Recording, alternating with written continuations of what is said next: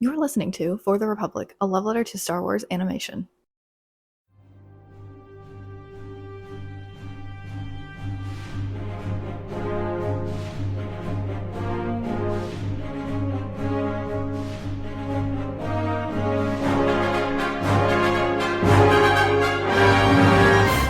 Hello there.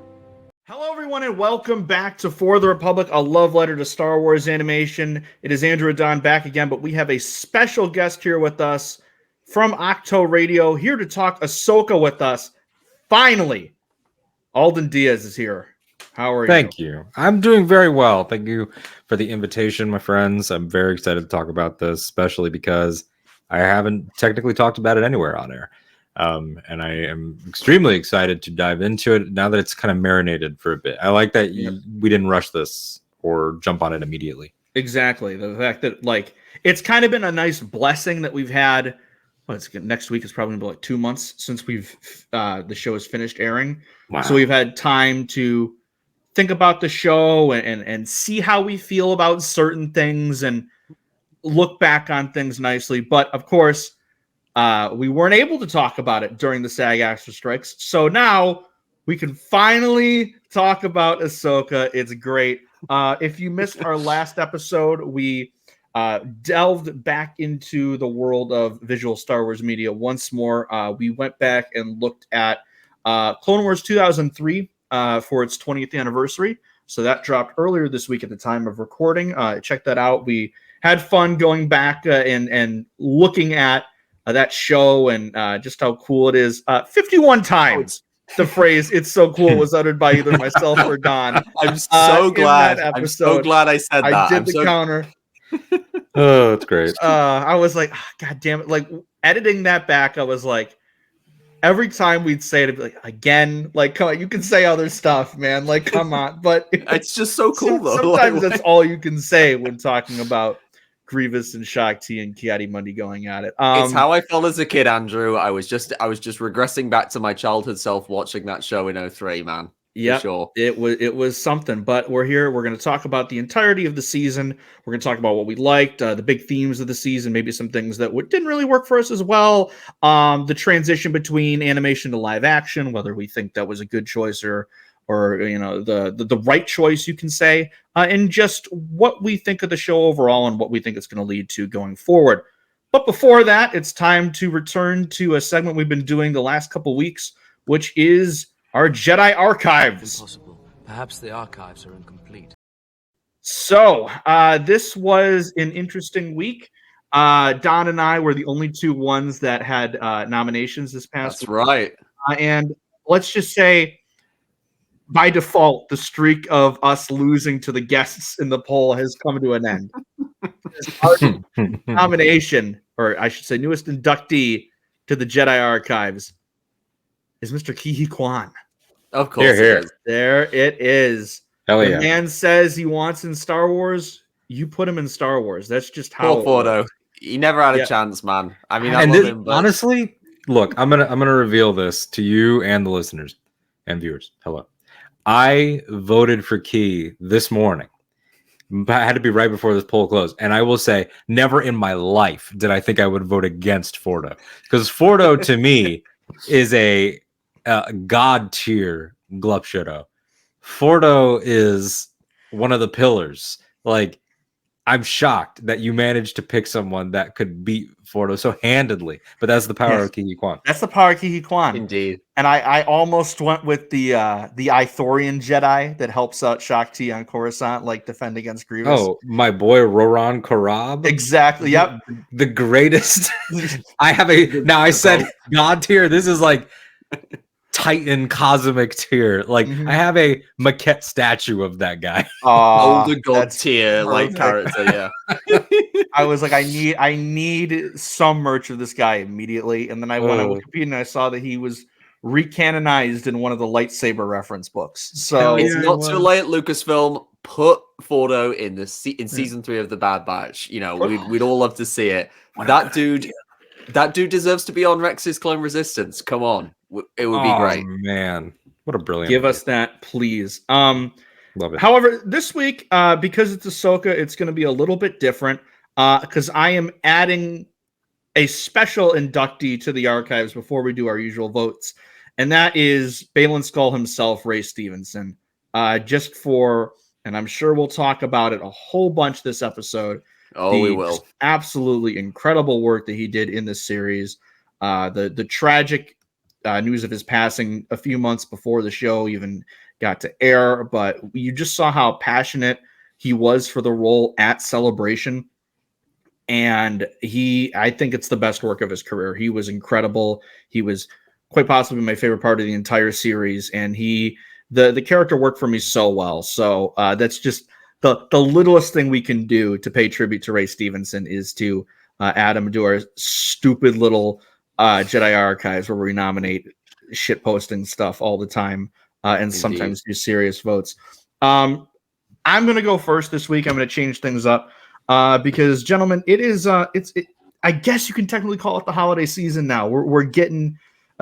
Mariah is invading the airwaves. My wallet is crying. My wallet is dying. So I'm going to dip my toe into the holiday Star Wars spirit and nominate the Lego Star Wars Holiday Special. Because this has become a instant tradition for me during the Christmas season. It came out 2020. COVID was hitting us bad. It came out at the perfect time. I was expecting like fun, like just dumb fun you can throw on. And I was just so surprised on how much I love that special. It is so charming. It is so great. The fact that that's been our like one little way to still hold on to these sequel characters is these Lego specials, which it's not too late, Lucasfilm. You still have time to put out one before the year ends. But these became my new favorite traditions every year was these Lego specials, and the holiday one is just so great. You have the great scenes like the three Obi-Wans saying hello there at the beginning, which was the pod intro when we first started this. Whilst facing a legless Maul, literally. Yep. And then just all the stuff with Rey. It was our first glimpse of Jedi Finn. And I just picked up the Holiday Millennium Falcon Lego diorama, which I'm going to start building probably this weekend. Awesome. And of course, you should Twitch stream that, man. I'm thinking about it. And Poe with the tip yip. Like, there's just so much great stuff in this. Yeah. That also more Kelly Marie Tran as well. Kelly Marie like Tran. Getting to see her come back as Rose, just like, getting some more like work for Star Wars. It's great. We love to see more Kelly Marie Tran. I love this so much. It's so special. And that's my nomination. Beautiful. Alden, you warned me ahead of time that this was hinged. Can I throw out an honorable mention that I almost chose? Yes, of course. I saw a tweet today that was this image. Sorry for the phone quality on camera. This image of Clone Wars clone cache. Sorry for the podcast listeners. It is a piece of folded up paper that says Star Wars The Clone Wars, $5 in clone cache with an image of Rex. It looks like official merchandise. I don't know if maybe it was a coupon or something, or maybe a Toys R Us promotion. And this image is used in a Snapchat post that says, y'all think strippers take clone cache. So that image, that post was almost my selection. So then I started thinking about what are some, like, that Twitter account that's like crazy moments in Star Wars history or whatever, but it also includes like creators, fans, whatever. I'm nominating the Melody Hobson, married to the great George Lucas. I'm nominating the Melody Hobson interview where she describes what it was like to live with George Lucas during the pandemic. I've never seen this. I gotta watch no, this. Me neither. I this is my first time hearing of it. I'm going to DM it to you guys. I definitely DM it to you, Edward. You DM it to Dom. Well, it's in print. So I got. Oh, sorry. I sent her Wikipedia screenshot because I wanted to make it clear for those of you that don't know. Melody Hobson, married to George Lucas, friends with Oprah Winfrey. She's the former chairwoman of DreamWorks Animation. She was the chair of the board of directors of Starbucks. Like, this is a co-CEO of investing firms. Like, this is a powerful woman, and she's married to George Lucas for some reason. And they asked, what's one piece of advice that's guided you? This is at the height of quarantine lockdown. She says, I would say during this period, there's actually one piece of advice. The joke I make with people is I married Yoda's dad. My husband is very, very wise. And in the early days of being inside, I was a little whiny. And he looked at me one day and he said, you know, Melody, Europeans lived in bunkers for 5 years during World War II. And that just hit me super hard. He was like, just think about that. Bombing all around you, rations, 5 years. It's been a week and you have everything you need. And it goes on and on. But having a man like George Lucas just shame you and cut you down and call you privileged is my nomination. That's beautiful. I think another one that someone needs to nominate at some point is there's this documentary about like rocks or something that George Lucas just shows up in the background of it as just like a passerby on the street. You've just given me an idea. I know what I'm nominating next time, Andrew. I've got it down. Yeah. All right, but I'm still thinking about the clone catch as well. Like, that's perfect. Do you think that's what they used to pay at 79s? Yeah, you take the clone bar. Yeah. That kind of makes a lot of sense. Figures that they just get stuck with their own currency. Poor clones. Yeah. So for my nomination for this week's edition of the Jedi Archives, I've got it here with me. I got it just before the stream started. I have. I'm going to nominate the 2008 Clone Trooper voice changer helmet because this thing, it's pretty damn cool because we've obviously had all the Black Series, very accurate voice changer helmet. Well, just regular helmets, and they're all very cool. But this is quite special. I got it as a present like years ago, and I just remember like running around with my brother and just like enacting all of the kind of Clone Wars stuff. It was like right at the beginning of Clone Wars when we were still kind of feeling the show out. So this holds a special memory for me as a piece of Star Wars merch, and also in terms of design, which we'll talk about later when we get to that episode. I actually kind of feel like the production might have taken a few cues from this overall look of the Clone Trooper. Yeah, you know what I love about that design, that helmet design, is that it has to it, because like you look at the visors, obviously thicker, that way a child's eyes are not obscured, like, but those things have sort of the like more make it wider, make it thicker, make it more bulbous, rounded, like feel that the Rebels aesthetic has. That to me looks like what a Phase 1 would look like if it was in Rebels. I agree. Yeah, that's a good point. Yeah, for sure. Definitely. Because the Stormtroopers definitely have a more wacky, stylized look in Rebels. Mm-hmm. So I think it would work really well if like they ever did an episode back when that show was on where they flashed back to the Clone Wars era. I could definitely see it looking something like that. Don, did you, when you were reenacting scenes with your brother as kids, did you reenact the one scene from the second Battle of Geonosis episode where it's like, those bugs can't aim, and then the ship immediately gets that was shot down? Weirdly, I never recreated that for some reason, but yeah, I wish I had. I think we're 3 or 4 arcs away from that in the recap, and I cannot wait to get back to that arc in the show. So those are our nominations this week. It is a barn burner. We've got the Lego Holiday Special. We've got the how are you gonna voice changer, and we have, how is this gonna fit in the Twitter? I was thinking like, I was gonna say like COVID George interview. Lucas COVID quotes. Yeah, I think that's the most concise way to put it.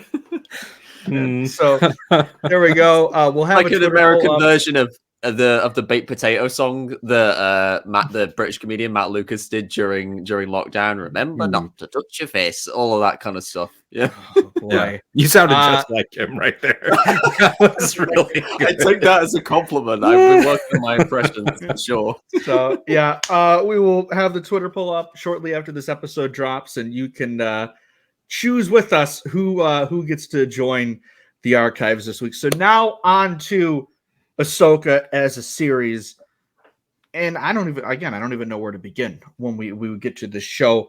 I will admit that, and I talked about this when we did our year in review episode for 2022.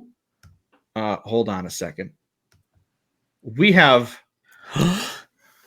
A cameo. We have a cameo by Mr. Conor Shachidi joining us. The One-Eyed Knight is here. Spot. So, okay. So, because for my nomination, I'd go with. I'm just gonna go with Keeve. Again, yeah, just put Keeve in there again. There we go. This man is so committed to. What about Philly's legend Bryce Harper? Could we do non-Star Wars stuff?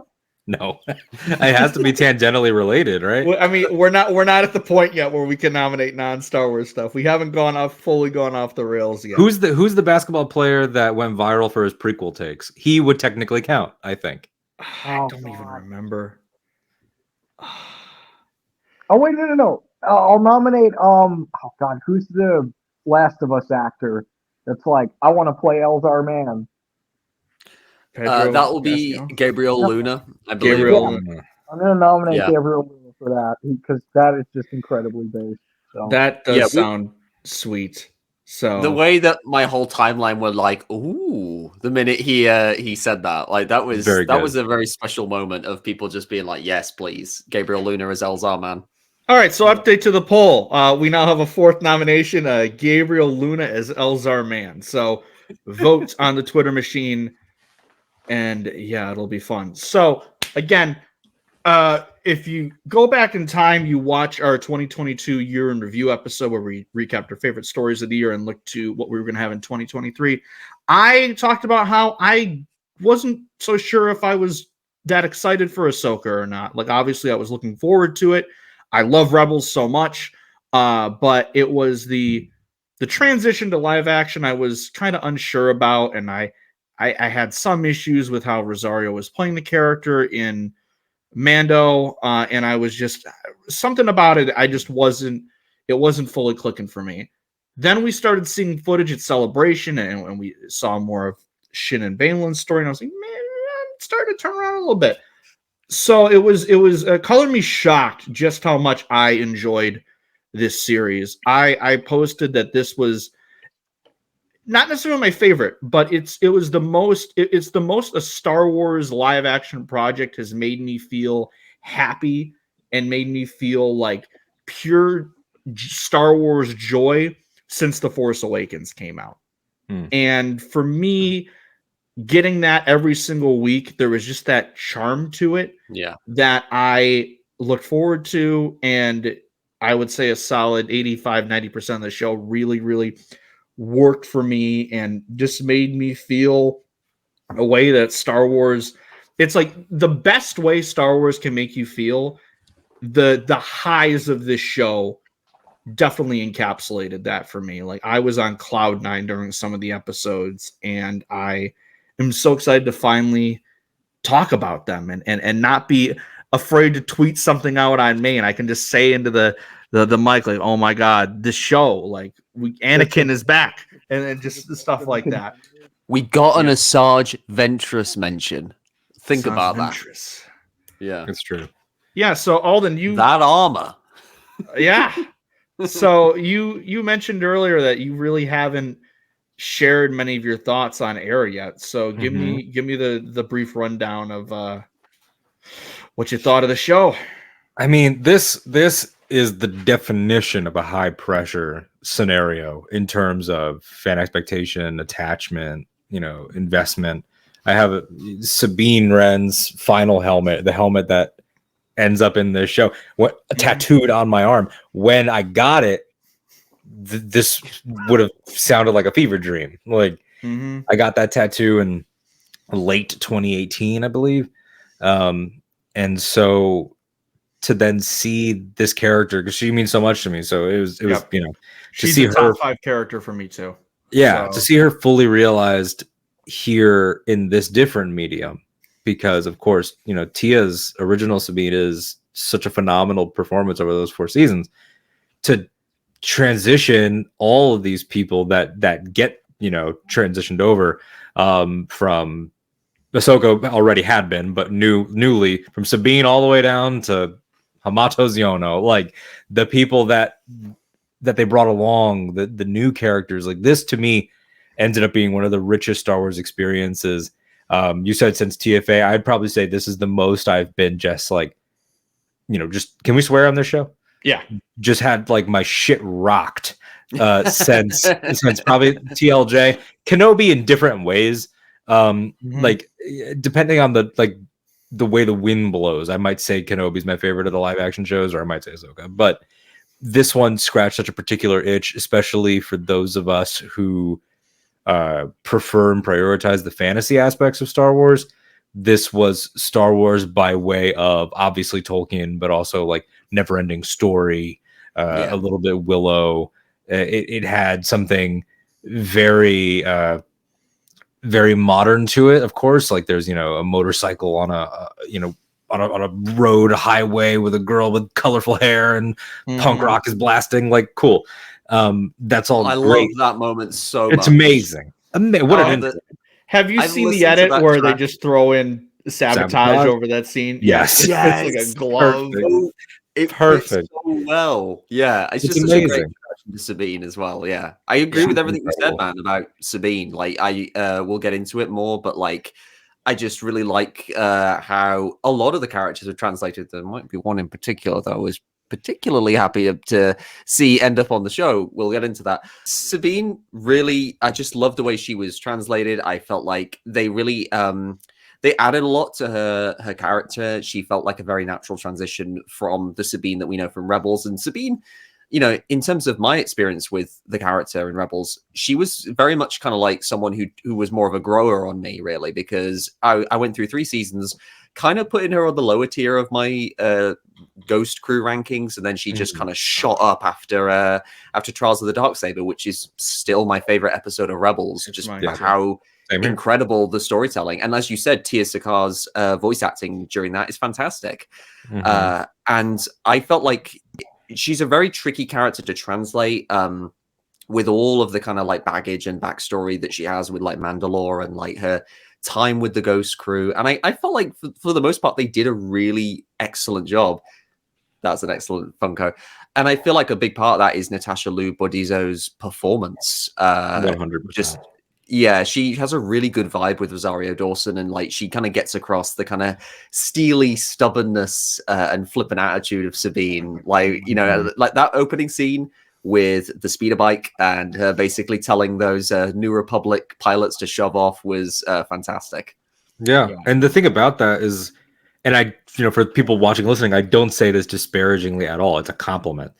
This was, and I can't take full credit for the thought, but Alex Backus from Black Series Rebels, we were talking about it, and he goes, "This is the first time Star Wars has ever been YA."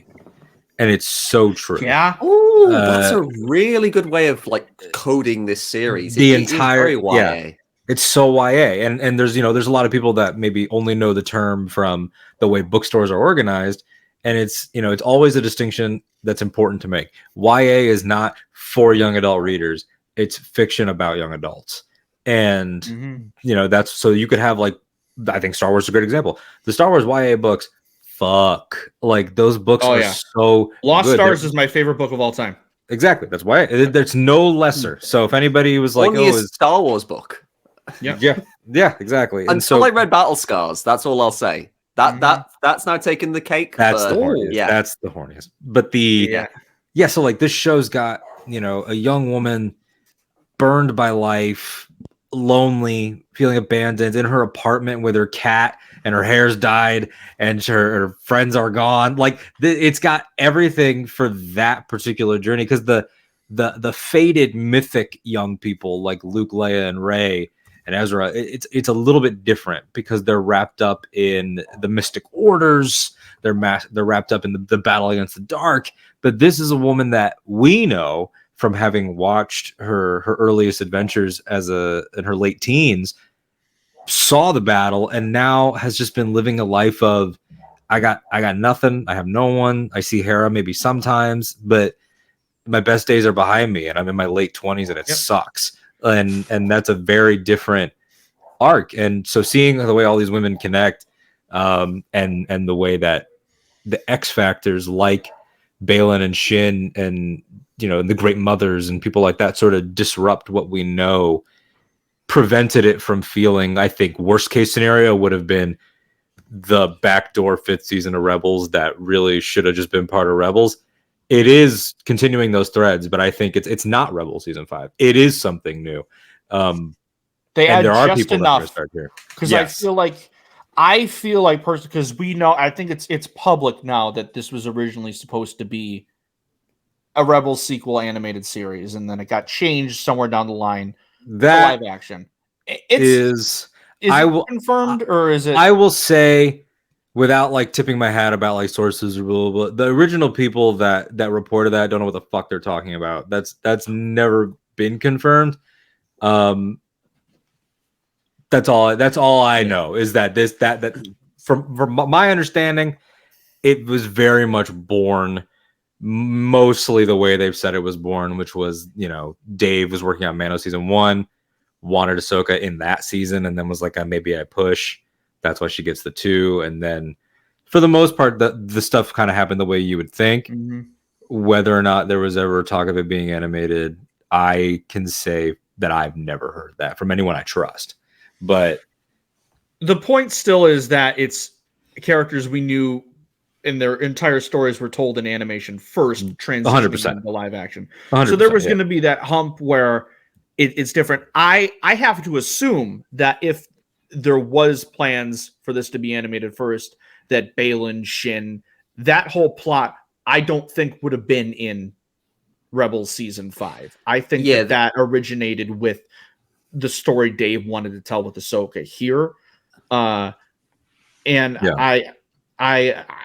have to say that it really, like you said, it put it over the hump of not just being Rebels season 5, it being its own story that pulls from Rebels and it pulls exactly, and it greatly benefits from where it falls, because whenever we get Hera's storyline and those appearances from Mothma and those appearances from Carson Teva, it becomes it gives you the overarching feeling, like when Teva stands up and says, "What about the conflict on Mandalore?" And that's when you're like, "Oh, that just happened." Like you are able to look at this less like the Rebels season that happened way later, and more like this is all part of the post Return of the Jedi arc. Yeah, and it's why I'm kind of shocked that memes maybe it was a good thing, but I'm shocked that Din Djarin didn't show up in this, because everything we've had with the Mandoverse, he's shown up in the other shows, and he's been like, and the end of season 3 is the back door for him to do anything. Yep. So like I thought he's working with Carson now, so it did feel natural. He'll show up in one episode. I honestly appreciate that. I think I actually think it's a strength really of the show as well, that like because I kind of like rewatched some clips like before we obviously got on this, and I feel like one of the benefits of the show is that despite obviously the vast wealth of lore it is drawing from, Rebels, Clone Wars, the prequels, the originals, even alluding to the sequels, and obviously the accumulation of legends stuff that gets sort of adapted. Don't you remember they're retconning it? Oh yeah, they're totally retconning. They went back to the world between worlds, Andrew. That means the sequels are going bye-bye. They're gone. All that illusion about about a growing power and the Imperial remnants, there's nothing to do with the sequels at all. The greatest example of that is still he's retconning the sequels, shows a scene of R2 leading a construction crew to build Luke's school. Yeah. Like it's if he picks up Yoda's saber, the sequels are gone. It's like, are you sure about that? It's insane, dude. It is insanity. Yeah, I think you can honestly, aside from all of the stuff it's drawing from, you can jump in with Ahsoka without needing to watch The Mandalorian. I think maybe with the animated shows, you would benefit certainly more from watching, so much of the stuff that hit for me was hit in large part because I had grown up watching Clone Wars and seeing Rebels recently, and I obviously got a lot of a kick out of that. But I think Ahsoka does a good job of starting off with a really nifty title crawl. Oh, how I have missed a title crawl in Star Wars. All of them. It hits the red font. The red font, it's great, but it hits the ground running. It gives you the information it needs to. It covers basically all the information you need about like Thrawn, the remnants, the New Republic, and what Ahsoka has done and where she's going. Like, you don't even need to ask, oh, why is Ahsoka on the planet? Because the title crawl tells you where she is, and it tells you about Morgan Elsbeth, who, might I say, I have grown to like even more as the show went on. She's felt like such a bit player in Mando season 2. It was very impressive, obviously, and gotta love Diana Lee Inosoto getting to come in and just showcase her martial arts prowess with not one but 2 excellent fights in this show. Like, just fantastic. But I love that they brought her back. I love that they gave her this Night Sister back. They confirmed her Night Sister background, and she got to do Night Sister magic and all this kind of cool stuff. And she's pivotal to the plot, it turns out, which, if anything, makes the Jedi episode of The Mandalorian so much stronger as a result, because of 100%. Where you now see this is heading. Yeah. There's a lot of that, Star Wars is that, it's become a meme that I say it all the time, but it is that tapestry in the sense that it works forward. We got the tapestry mentioned, Andrew. He said it. Ching. There we go. Yeah. Whoever had it on their bingo cards, drink. Except you, Eli, you're underage.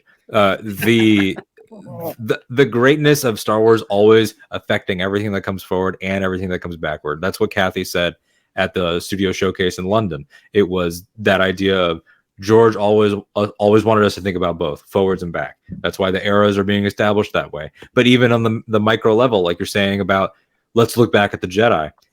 Everything that was said about Ahsoka's stoic nature and her coldness, and especially her hesitancy to step into a mentor role for Grogu. Yeah, because she just had an apprentice, and it didn't go well. I think it retroactively makes me like her performances more in Mando season 2 and Book of Boba Fett, because we get context of why. Because I was like, it feels so different than the Ahsoka we know, and I feel disconnected to the character because of that.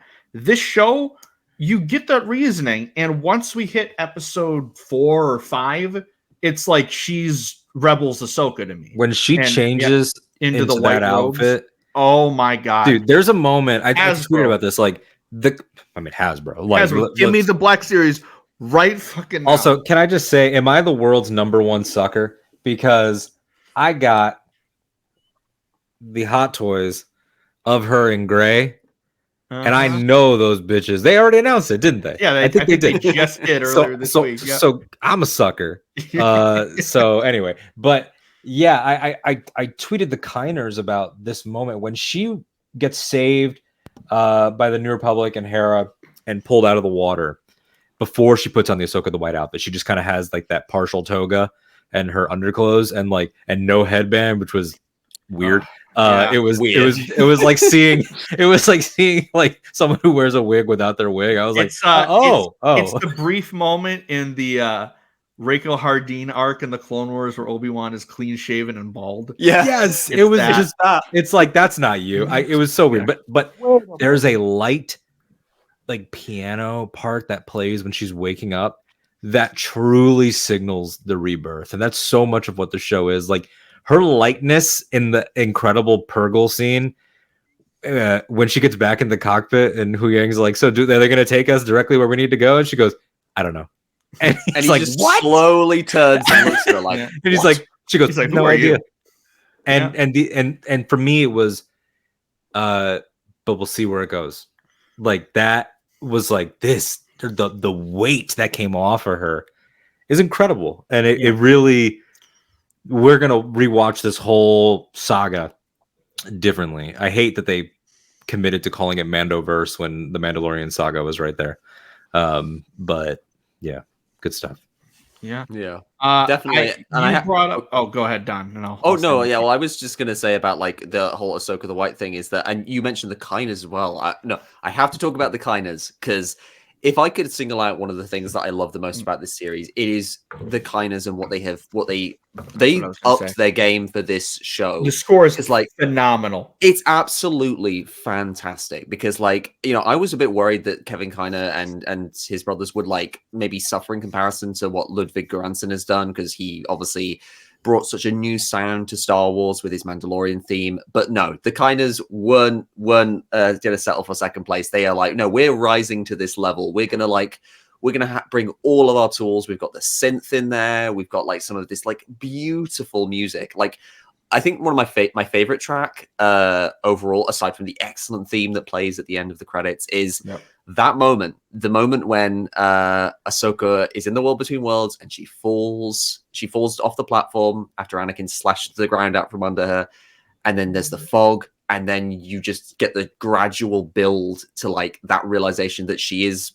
in a memory of the Clone Wars, and you just have this kind of like this awesome level of synth, going back to like the kind of like season 1 days of the Clone Wars, but also like this almost kind of like Andrew Newman-esque music that you'd hear in something like Passengers or Finding Nemo or Skyfall even. Like there's just this kind of serene beauty of like in the mystery of what's happening to Ahsoka, because she and us, the audience, are going through something that no character has ever experienced in Star Wars, getting thrust through their literal memories. I mean, the closest we've come to that, I think, is Rey in The Force Awakens, and that was going through someone else's memories. This is such a different experience for Ahsoka, and the Kiners captured it beautifully. Star Wars is like looking through the pensive moments in 100%.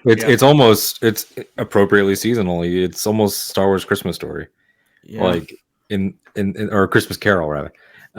Christmas Story would be very different. Ahsoka got her tongue stuck to the flag. Yeah. So Sabine was packing the fucking gun and the shot her in the eye. But yeah, it was such a, again, the fantasy of it that the Kiners do so well, that just blended together. Everything I think that they needed to deliver, they absolutely did. The way that those moments are also enhanced by, I think, some of the best uses of the volume. I think that gets better every time it's used. This was sort of like Tony Gilroy said, we have yet to get the blended show that uses the volume and goes on location like Andor did. You have to pick your lane. This is getting pretty close, where there's obvious set work, there's obvious location work. It definitely just felt right, and that's not to say that Peridia felt like it was perfect, but on location. Was it all volume? No, that's what I mean. Is that like you get like you'll get a volume episode like Shadow Warrior very obviously was. But then it flows straight into Peridia, and it all feels super consistent, feels the same. That was a mild criticism I had of like Mando season 2, where it's so volume heavy throughout, and then randomly we're in California for the tragedy. Or even Kenobi's kind of guilty. Kenobi, Mapuzo is just a random desert in California, it's just Joshua Tree or whatever out there. Like, but this really was like that's a different place, and the castle and the creatures and the Noti and everything about it felt distant and warm. The Noti are a fucking all-time species. Those little guys, man, they felt like such a Dave Filoni creation, like from like early Clone Wars, like just the almost kind of Miyazaki-esque design of like these little dudes in there, like in their shells with their portable homes and all that kind of stuff. And I love that one of them had a little slingshot, like Ezra was just teaching them tricks of like how to survive. Just brilliant, man. Yeah, Peridia also. Great location as well. Like I feel like it feels different. I feel like there was definitely some Lord of the Rings influence in there. Was I the only one who kind of got that, like with the kind of like Minas Tirith-esque? 100%. It was very Minas Tirith meets like is it Orthanc at Isengard? Like yes, Orthanc. Yes, that last shot at the end of Baylan staring off with the Mortis statues is literally straight out of Lord of the Rings. Yeah, that was incredible. Like I gasped. I didn't think they were going to go there, and I'm just like, what have they got planned with the Mortis gods? That's the one thing I'm like, where are we going with this? Because I think you got to continue it in some way. But continuing off with Peridia, I was very worried, admittedly, when they were we're going to a whole new galaxy. I'm like, what are we doing here? Like, I was like, my mind went from anywhere to like, it's gonna feel so weird to like, oh, now we're going to Earth. And I was like, they wouldn't do that, but would they? And I like got really scared. Earth. I was like that they were gonna do something weird as shit and like maybe be like, oh no, I don't like this. But like I really like what they did where it still felt 100% like Star Wars, but it felt different enough and it felt so secluded and its own world, and I loved everything they did with it. I thought it looked great. Like we said, the Noti were great. I loved the design of the bandit characters that Shin ends up leading at the end of the season.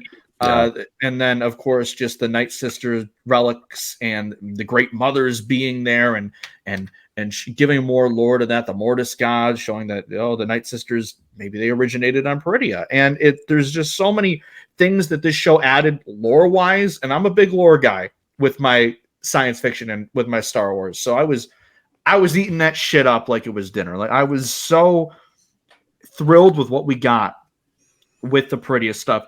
Jumping back real quick to something Alden mentioned earlier about how the show stands on its own.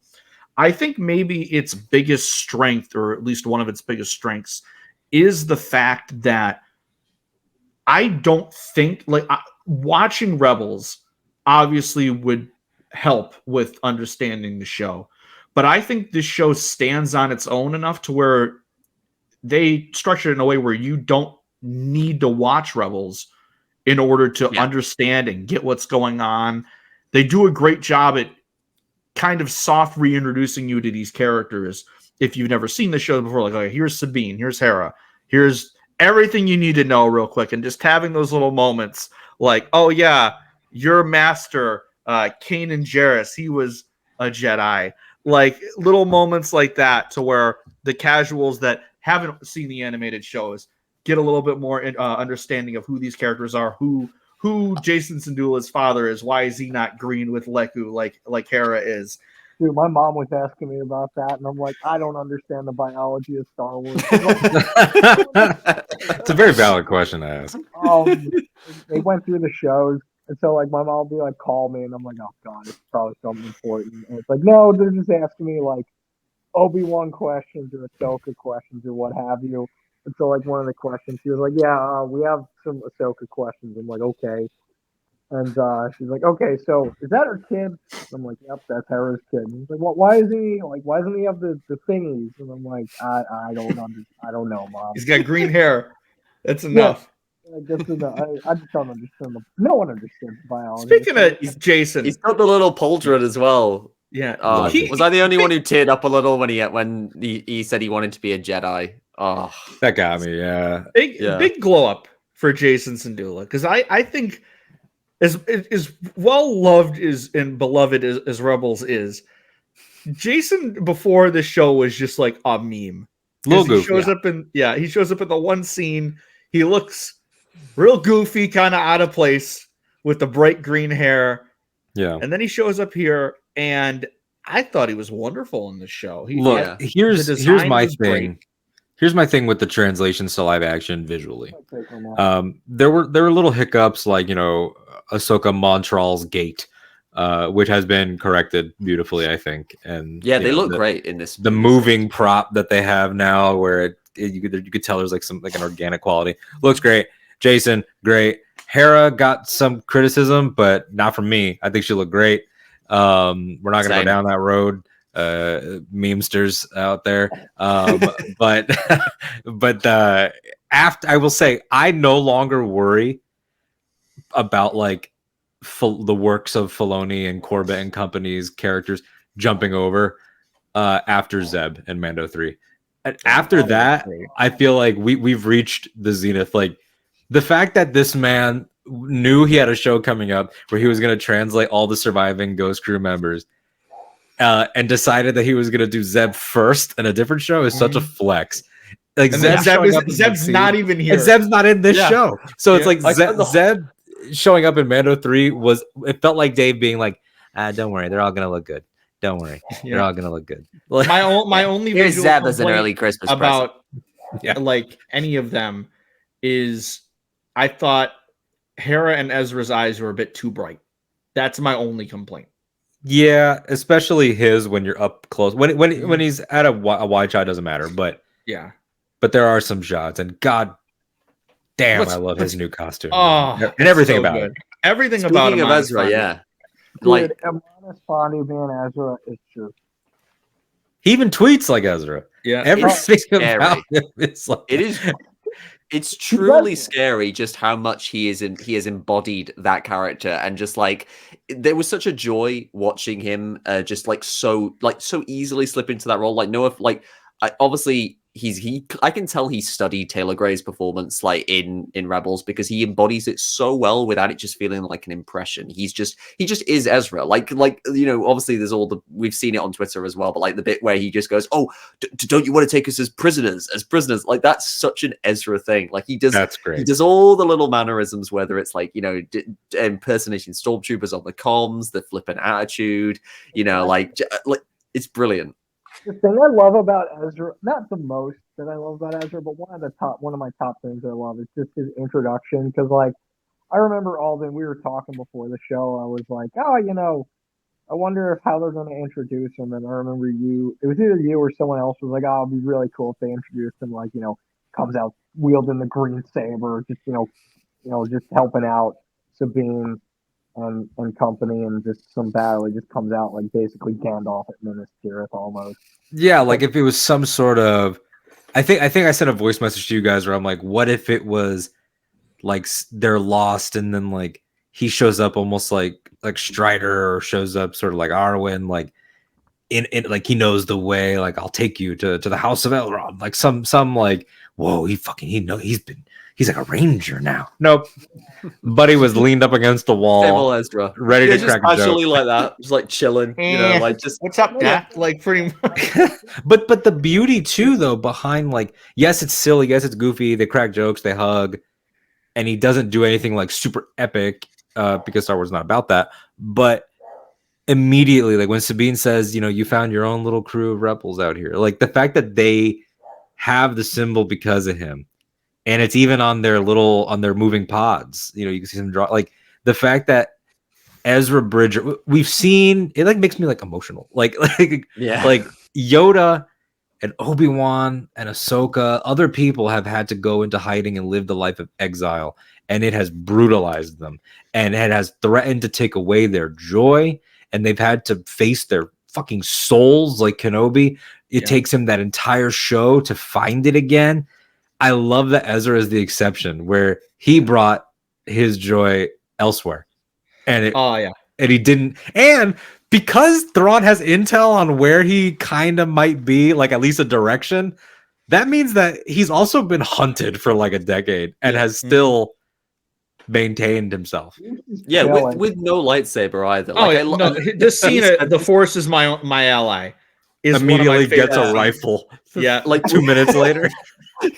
That's so Ezra though, like just to make that declaration, that kind of somewhat arrogant declaration, and immediately get humbled. We can take us as prisoners. Yeah. Like Force 2 is my thing. Immediately gets like face planted into the dirt by that said, Shin. Him blocking Shin's saber with the Force is one of the hardest shots in all of Star Wars. Absolutely. But again, we talked about just how well Ezra translates. It's happened a few times. I know since Rise of Skywalker, that's sort of like him blocking the saber. I think it's happened with him. I think Cal does it in Survivor. He does it on Dagon, doesn't he? Vader, I think, does it with Reva. Obi-Wan does it to Vader as well. No, Vader does it to Obi-Wan's blade, and then Obi-Wan does the badass like saber spin and just like slams their sabers into the ground. Oh, I love that fight. And it also, you could argue that it originated in the Steel Shan Old Republic CG shorts, because that one, it goes straight for the stab, and she like, it's like right on her hand, and she's like managing to keep it back. I love that move. Slap.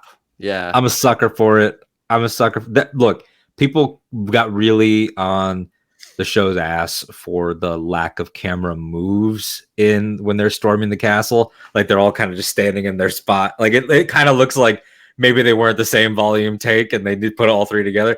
I'm going to tell you right now, I don't care. It was.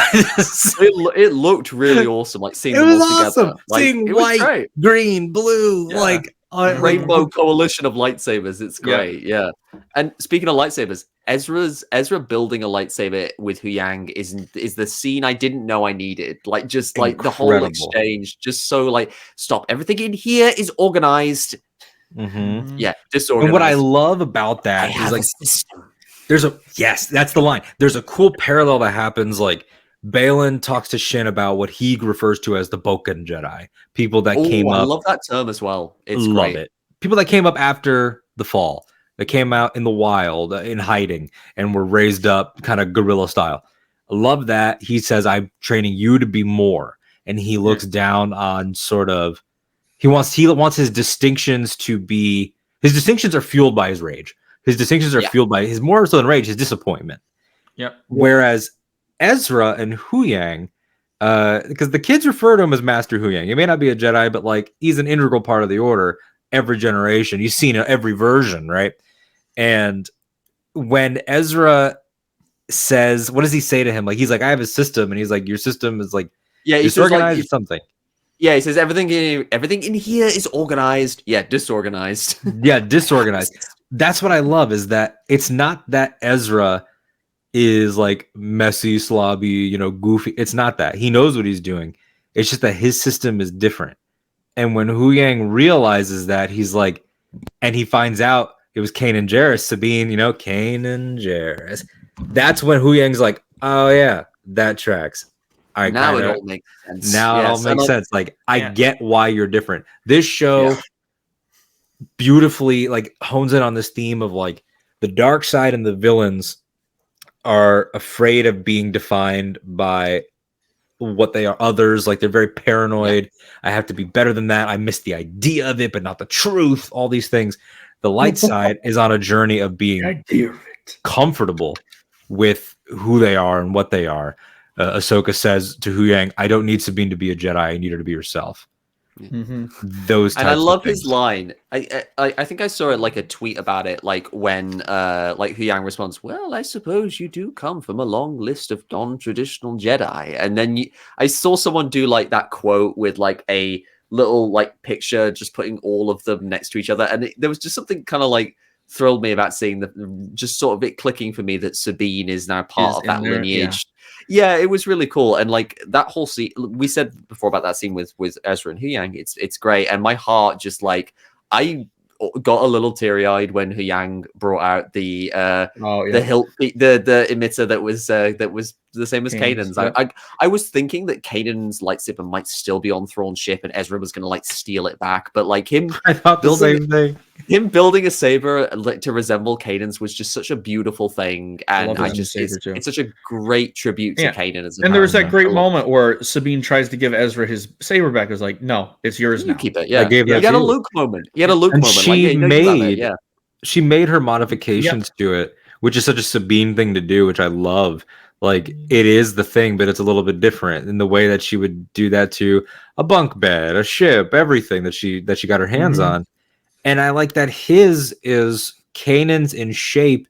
There are small detailed differences, like the grip and everything. It's akin to Luke's green lightsaber being like Obi-Wan's.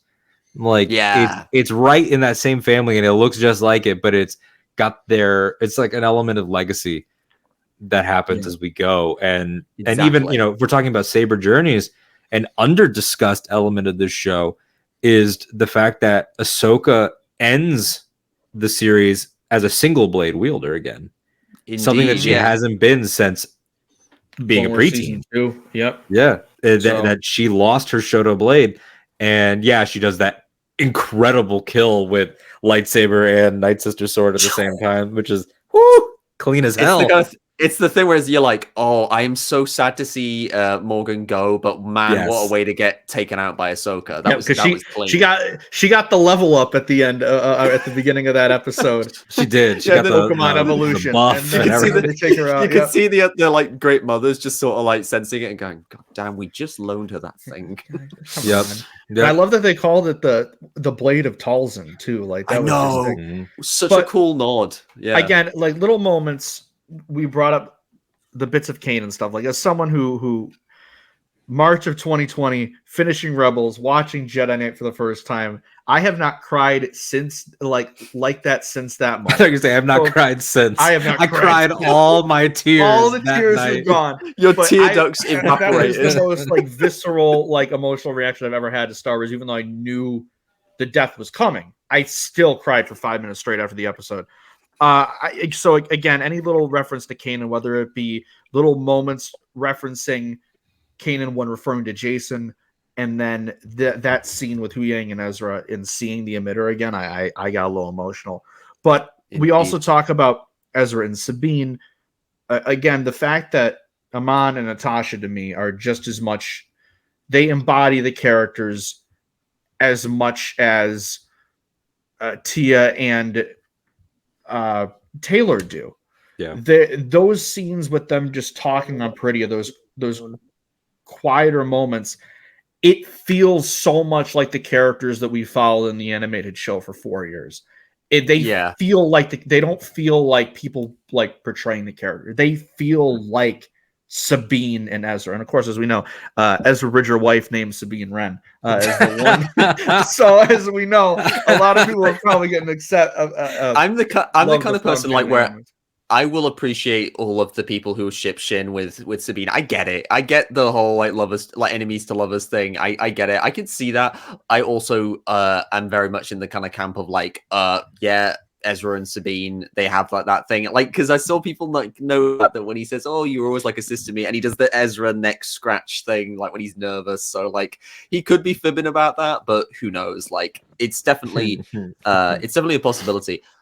Just quickly, I would like to go back to something Alden mentioned about like the whole scene with Huyang talking about the lightsaber and how it's the same but a bit different. And I feel like that kind of speaks to like as you said, the larger theme of legacy that permeates the show. Because this is obviously we've danced around it for a bit, but I think the whole thing of like Anakin showing up and speaking with Ahsoka through the World Between Worlds, because I know that was polarizing for some people, because I think people were expecting more of a hash it out kind of thing. But I did love the kind of almost kind of like mysterious nature of the conversation and how it was signifying, a lot was being said with little words, and how there is this thematic undertone of legacy where like Anakin speaking to Ahsoka saying, you're part of a legacy, is very much kind of like, it's kind of Dave verbalizing how he feels about inheriting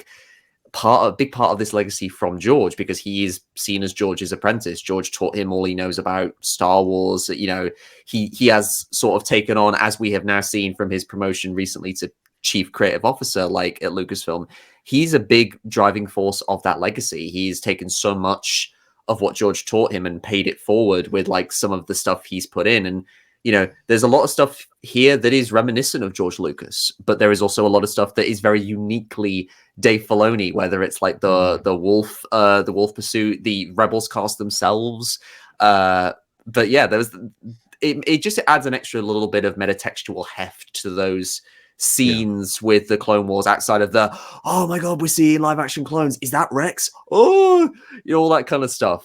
Might I say, like, because my brother, I've got to mention my brother briefly. He loves Rex so much. Rex is his favorite character, like, and just the joy I got to see on his face, even if it was just such a fleeting cameo of seeing Rex in live action, just like in all his glory. Like, and I love that they just gave him a character poster as well. He's practically a cameo, but we're still going to give him a poster because he looks great, and it's freaking Rex. You finally got Tem as Rex. Yeah, so, and he even did a little bit, like he even altered his voice slightly to fit D. Bradley Baker, so it's still Tem, but it feels a little bit like the D. Bradley Baker version of Rex, and that was just a really nice touch that I appreciated. Yeah, again, you brought up Anakin. I talked about emotional moments earlier. Hearing Hayden Christensen say "Hey Snips" for the first time, I don't think I'd be able to mimic the sound that came out of my body if I tried.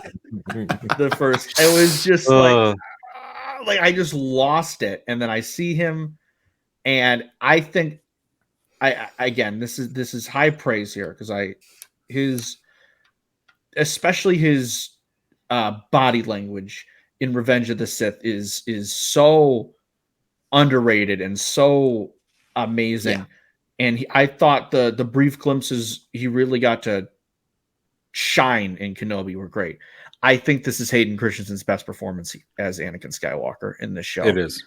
He is so good in it.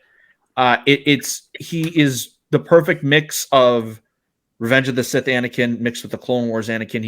He has a bit of Matt Lanner's cadence to him, his voice, which I love, while still like it being Anakin, and not just the flashback scenes and the stuff in the World Between Worlds, but that hologram when Ahsoka is training is one of my new favorite scenes of all time. Oh, he's it's so good. Not just hearing Hayden Christensen say Saz Ventress, but like just seeing him in the armor and everything. He's so good. Can I say, just like before we get deep about like what he means and what he did and all that, but real quick on the acting, yes, the moment where he is red lightsaber wielding Lord Vader Anakin, and then he yellow eyes, closes his eyes, softens, opens his eyes, and smiles at her. I was like, I was the Rappaport Snoop Dogg. This motherfucker don't miss. like that was me at that moment. Like, brilliant. This guy took you on the entire journey of the ethos of the character with like 3 facial expressions. Like, insane. Yep. But visually, I have 2 costume notes. My first costume note is I am not a fan of what is it? When was the redesign? Season 3 of Clone Wars? Yeah. I'm not a fan of seasons 1 and 2. I don't like the maroon, blue, and choppy little, triangle hair. I never liked it. And then they put it in Battlefront 2, and I was like, okay, all right, cool. Like, this is like a proof of concept. I can be sold on this. When this bitch Hayden showed up in this show, and they even managed to make short, I'm growing my hair out, Anakin look good. I was like, honestly, like to be serious, like rest in peace, Shauna Trippick. You're a genius, because that was a perfect translation. My only negative costume note in anything, and it's not even Shauna's fault. The costume is great. It's more Dave's thing. My only thing is that final shot when the ghost is looking after them when they're stuck on Peridia, he should be wearing the traditional robe. Yeah. It should not be Revenge of the Sith. That's the only thing that bugs me. Because there was so much like, is it his ghost? Is it just in her head? Is it the Force? Oh no, and that to me doesn't. Well, at the end, yes. In the World Between Worlds, it doesn't matter to me, and I don't think it matters to Dave either. That's not the point. It's her experience. Yeah, it's her. But that one at the end is him. Yeah, it's her going from Ahsoka the Grey to Ahsoka the White, and having that moment of clarity she needs with Anakin to fully be the mentor that Sabine needs. Yes. And it's again, people, you can say whatever you want about the production of the flashbacks. Again, you're going to have these issues with the volume. It's a different conversation we can have. You can have critiques. I like the fog. I'm going to say it. I like the fog. I think it makes sense thematically. I don't think it looks great, but it makes sense. It makes sense in the dreamy scenario of it. But again, the clones looked a little bit too clunky for me too. But like, Anakin looked great. Rex looked great. Ahsoka.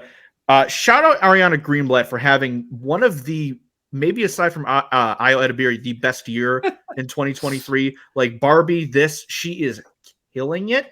And she was young Gamora in Infinity War. That's insane.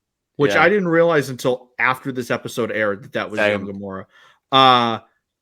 But she, again, it's not a sorry, Conor, for interrupting you, but it was not a casting choice I ever imagined or expected, but I liked it. And I thought she, like, seeing the original costume and then not the original costume. We don't talk about the original costume, but seeing like the Tales of the Jedi updated version of it, and then seeing the Siege of Mandalore version fully erased. It's gone now.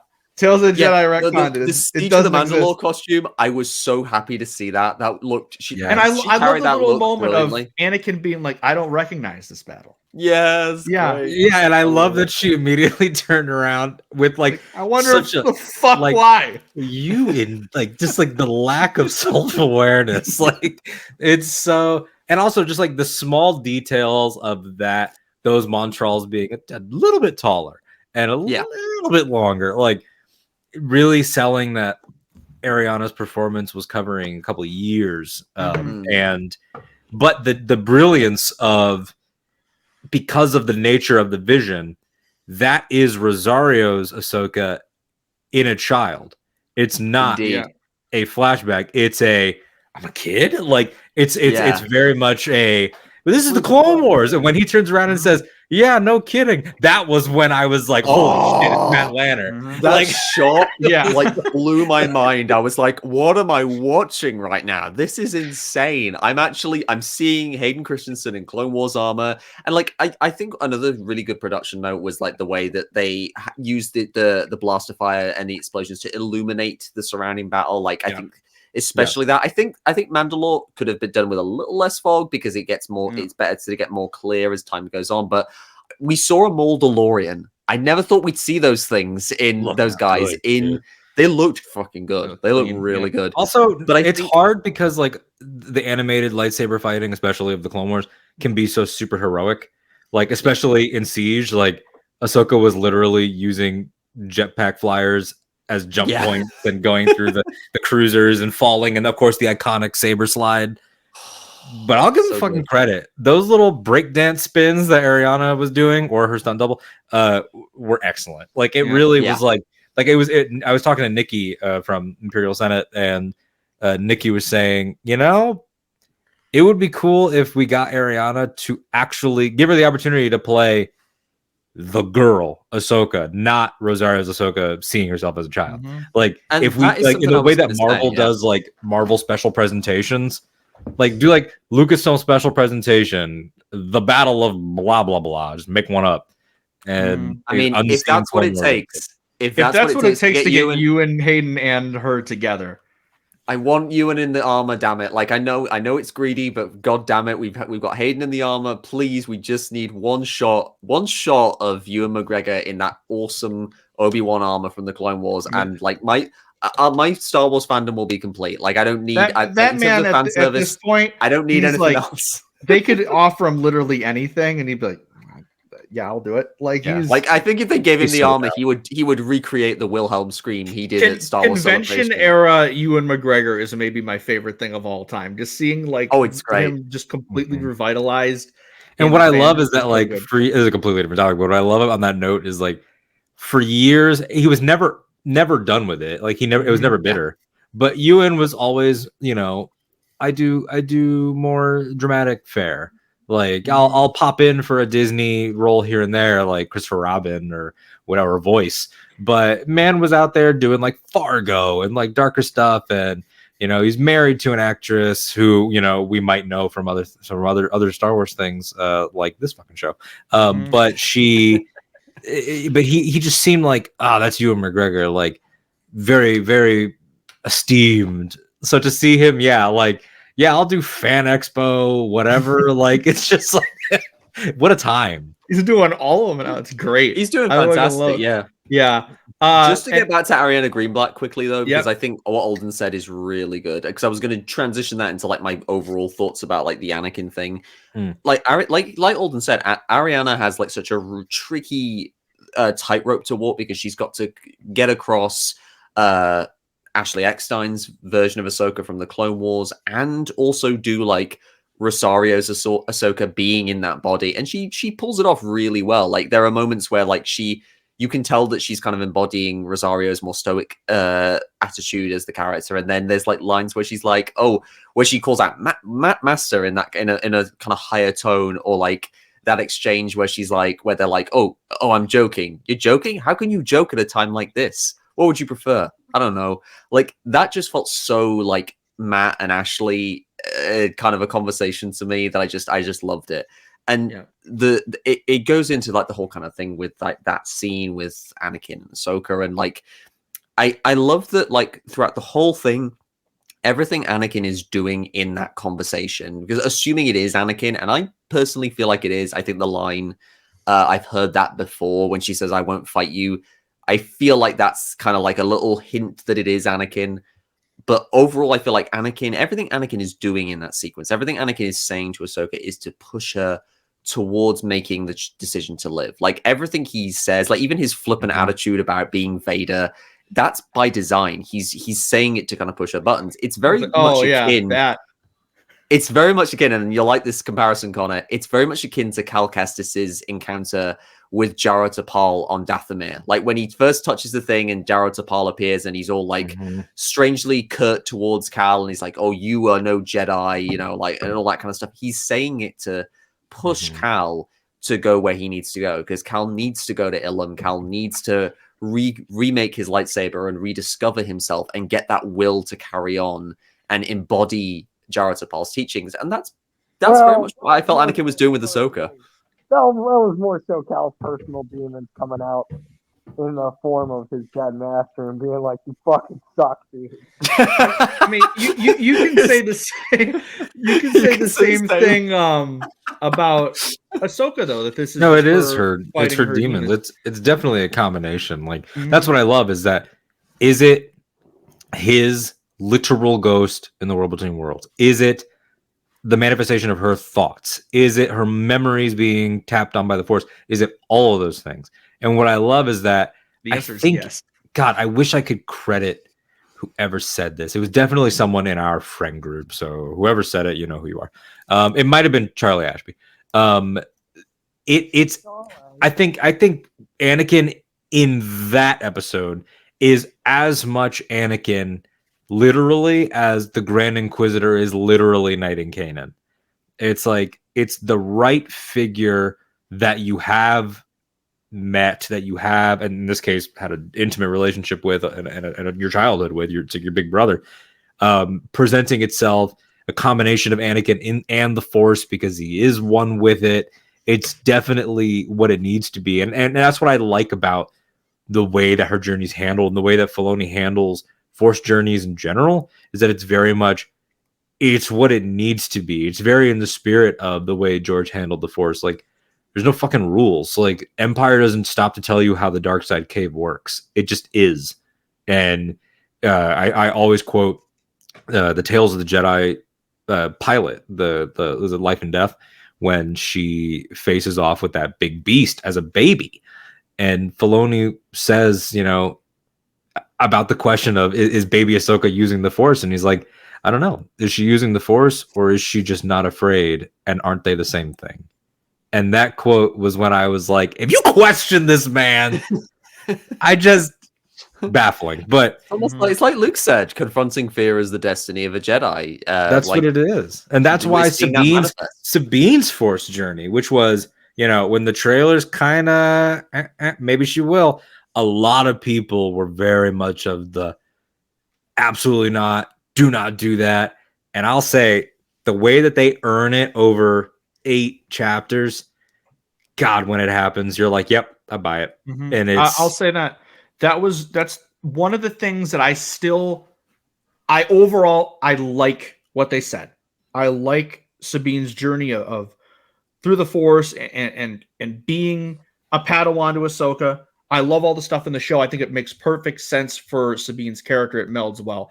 I still do not know if I'm like, yes, this is the route I wanted them to go, or maybe she shouldn't have been Force sensitive. I still don't know the answer to that. However, I do love everything we have. I think her wielding Ezra lightsaber is awesome.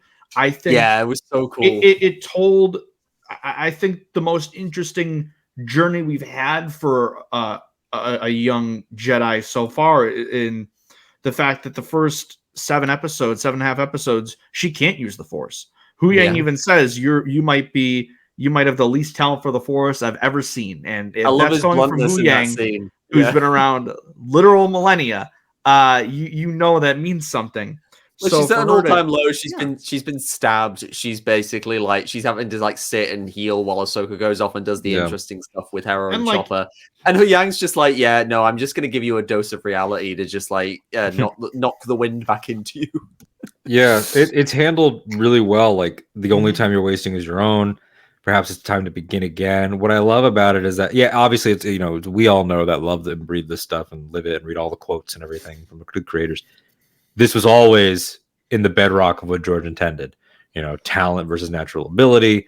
We all have it. It's just not everybody is able to live a life that of the commitment level that would require to bring it out if you're not one of these naturally gifted people. We got to keep in mind the Jedi are very much the galactic exception. At the prequel era, it's 10,000 strong. You could fit every Jedi in existence inside of your average concert venue.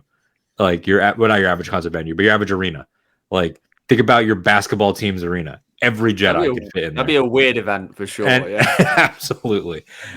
So when you now have Sabine sort of being the first of her kind in the mainstream storytelling of somebody that didn't have it at all until adulthood, you know, it's a concept that was in Legends a lot. Kyle Katarn, you know, who gets it as a middle-aged man.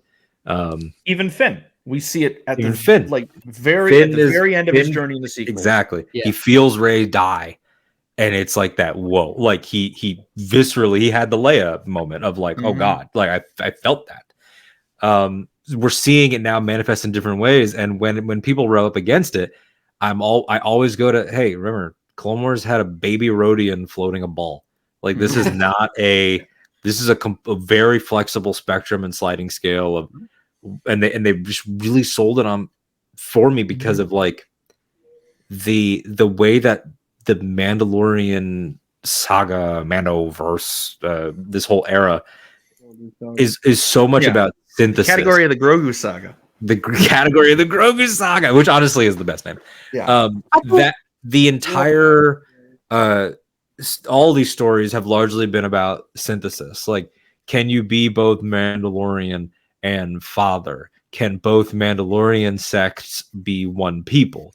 Can you be at one time a cold-blooded hunter / assassin / brute and then become sort of the leader of the Island of the Misfit Toys and become the mayor of this place and protect it? Can you, and now you have, you know, this other Mandalorian Jedi, you have Grogu and you have Sabine.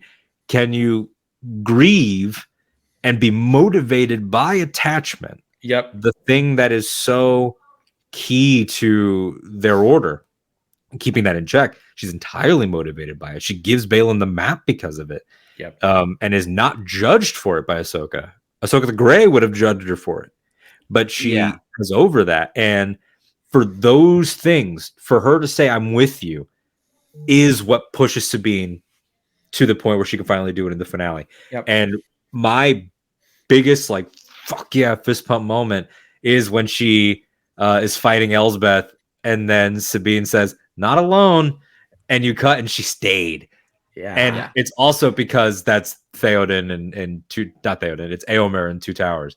The Theoden king stands alone, not alone. Like I was so hyped. I do love the moment of her using the Force for the first time. I think it was Alex Damon that said it would have been maybe more impactful if the first time she used it was her pushing Ezra over the edge onto Thrawn's Star Destroyer. I do agree with that. I kind of like that more, but both moments still work really well. And I bought into her journey at the end. I am now like, I've accepted it and I like it, and I think it makes sense. And I think her and Ahsoka being Master and Apprentice is a great next step in their story. And it's the most unique version of a Master and Apprentice story I think we've had in Star Wars, at least in live action, of seeing them distant. Ahsoka felt that she failed Sabine, and it seems like they hadn't spoken or at least been close in years. So to see them rekindling the relationship over the course of these 8 episodes was great. And it seems like we're going to get something very similar in Acolyte next year, which I am very excited about. And do you think we'll see that initial falling out happen? I kind of would love it if they dramatize that in the form of like a Tales of the Jedi series. Like, that would be cool. It might not be like, because then you get Tia and Ashley Eckstein back to kind of verbalize that falling out, and that would be kind of a nice addendum to like their performances on the show. I think that'd be really cool. I think that would be cool. I think that would also be great novel material. That would be also the initial thing. I'm assuming something like that wouldn't happen until after the Heir to the Empire movie, just because they've been so tight gripped on expanded content for the Mandoverse shows. The only stuff we've had is the adaptations of the Mandalorian seasons. So I don't know when the earliest we could get that, but I agree with you. I would like to see that. Very much so. I guess we're missing the. Sorry, yeah. No, you go first, Connor. Just one thing I just really want to go back to real quick. When we were talking about Anakin and Ahsoka and that whole thing. One of the most like specific things that this show gave me that I've kind of wanted for the longest time is like suitless Anakin / Vader with a red light. Yes. That, yes. Like, Jared just exploded wherever he is. I'm about to make him explode again. I've always been so interested for a good while, even pre-Jared. I can't believe I'm saying that. Even pre-Jared. About pre-Jared. That's how I measure time. Like a suitless Vader. Like, what would Vader be? Like, it's always that question. Like, oh, what would Vader be like, if he didn't have the suit? I'm like, he probably would have killed the Emperor. Way earlier. But I've just always been interested in that concept. And so just to see Hayden Christensen get a red saber and fight with it is just so cool. And his delivery as well, like the way he delivered those lines, like when he just cocks his head and goes incorrect, and just just a slash, like he embodied Vader's physicality without even needing to wear the armor. Although that brief shot when he walks out of smoke, it's perfection. Like, I don't care how I don't care how on the nose it is. How I guess Star Wars ain't subtle. Yeah.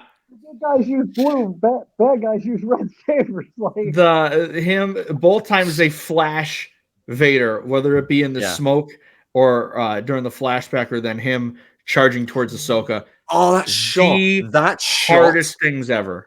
That shot of him walking away into the distance with the explosions and then Vader just flashing is one of the best shots in all of Star Wars. Like, honestly, that is perhaps the best thing Dave Filoni has ever shot on camera in terms of like Star Wars stuff, because that's just like, it's just again, so it's like, you see, you get it, because he turns into Darth Vader, but like that's the path he's heading down. It's so good. I don't care. It's excellent. I think now we should transition. We've talked a lot about the character moments, and we still need to go over Hera. We still need to go over Baylan and Shin and their stories. Let's talk about the wackier stuff. Don't forget Thrawn. And this is related to Thrawn. We got to see some undead shit in Star Wars with the Night Troopers and zombies, stormtroopers, man. First of all, a just quick flashback 10 years ago, when we were first seeing Star Wars come back. Did you ever think that we would see Ahsoka Tano fighting off armies of zombie stormtroopers? It's just wild. And I just love how they committed to just how creepy they are, like with the green glowing eyes and the groaning. And we even got like a literal. I feel like Dave was like throwing the fans a bone there with like the Death Troopers, like, yeah, see, you got a literal Death Trooper now. Everyone thought they were zombies, now we got a literal Death Trooper. And then a moment of silence for everyone's Marok fan theories. Who is this guy? What's he gonna do? Marok fan theories quickly usurped by Enoch fan theories, and both went nowhere. Exactly. The theories disappeared in a literal puff of smoke. Yeah. It was great. It's like, he might be the way he went as well. I took that as he was dead, resurrected by Night Sister magic, and then killed. And it's great foreshadowing. It's great foreshadowing for and the Night Troopers. I admittedly, I was like, oh, he's not going to be anyone. He's not going to be anyone. And then, like, the episode before he died, I was like, we haven't seen Barriss Offee since The Wrong Jedi. Maybe. And then, nope. I remember I was talking to a buddy of mine who did tell me that Lars was going to be Thrawn. I kind of figured, but it was nice to have that confirmed. And he was like, yeah, Barriss might show up in this too. And I'm like, all right, cool. And you get it. I'm like, you don't get everything. But I wasn't even expecting it at this. Like, by episode 2 of the show, I kind of just forgot. And I was just so engrossed in like the sort of current journey. That they Yeah. were all Yeah. But It's Thrawn, like man, I feel like she's gonna like I don't want to say come back, but like I wouldn't be surprised to see Ahsoka encounter somehow her. Barriss Same. Offenberg's I name. would. I'm the guy here who's like hankering after a Barriss appearance because she is so fascinating as a character. Just that one We all episode, thought because I know it caused consternation of like in terms of like just her coding as a character, but I like where it leaves her as a character, and I like the idea of her grappling with, you know, just how she kind of did fall to the dark side, and she was manipulated, and she helped bring around the destruction and the very kind of like insurgement of the dark side that she was trying in a very misguided way to prevent. But yeah, no, I liked Marek. I thought Marek was a fun dude. He had that Boba Fett effect of like a guy who's really cool, who shows up, does some action stuff, doesn't really say much, and then dies like very quickly. Great Although death. got a better death than Boba Fett in terms of just like effect, because it really allowed Peter Ramsey to like flex his samurai movie it just showed knowledge. that like Ahsoka's on a different level. Like Sabine like struggling the with him. spinning blade and like Mhm. her just like calmly standing there. It just sums up the dark side and the And light you- side. you It's like down that Obi-Wan. road. Yeah, It's like Obi-Wan pelting Vader with rocks. Like it's the kind of thing of like the flex of like, you know, you may have all of this overwhelming force, but the light side is patient. It waits and it's precise. Like Marek is all just like the overwhelming force of the Inquisitor blade, which I love that we got to see it really spin. The sound design is great.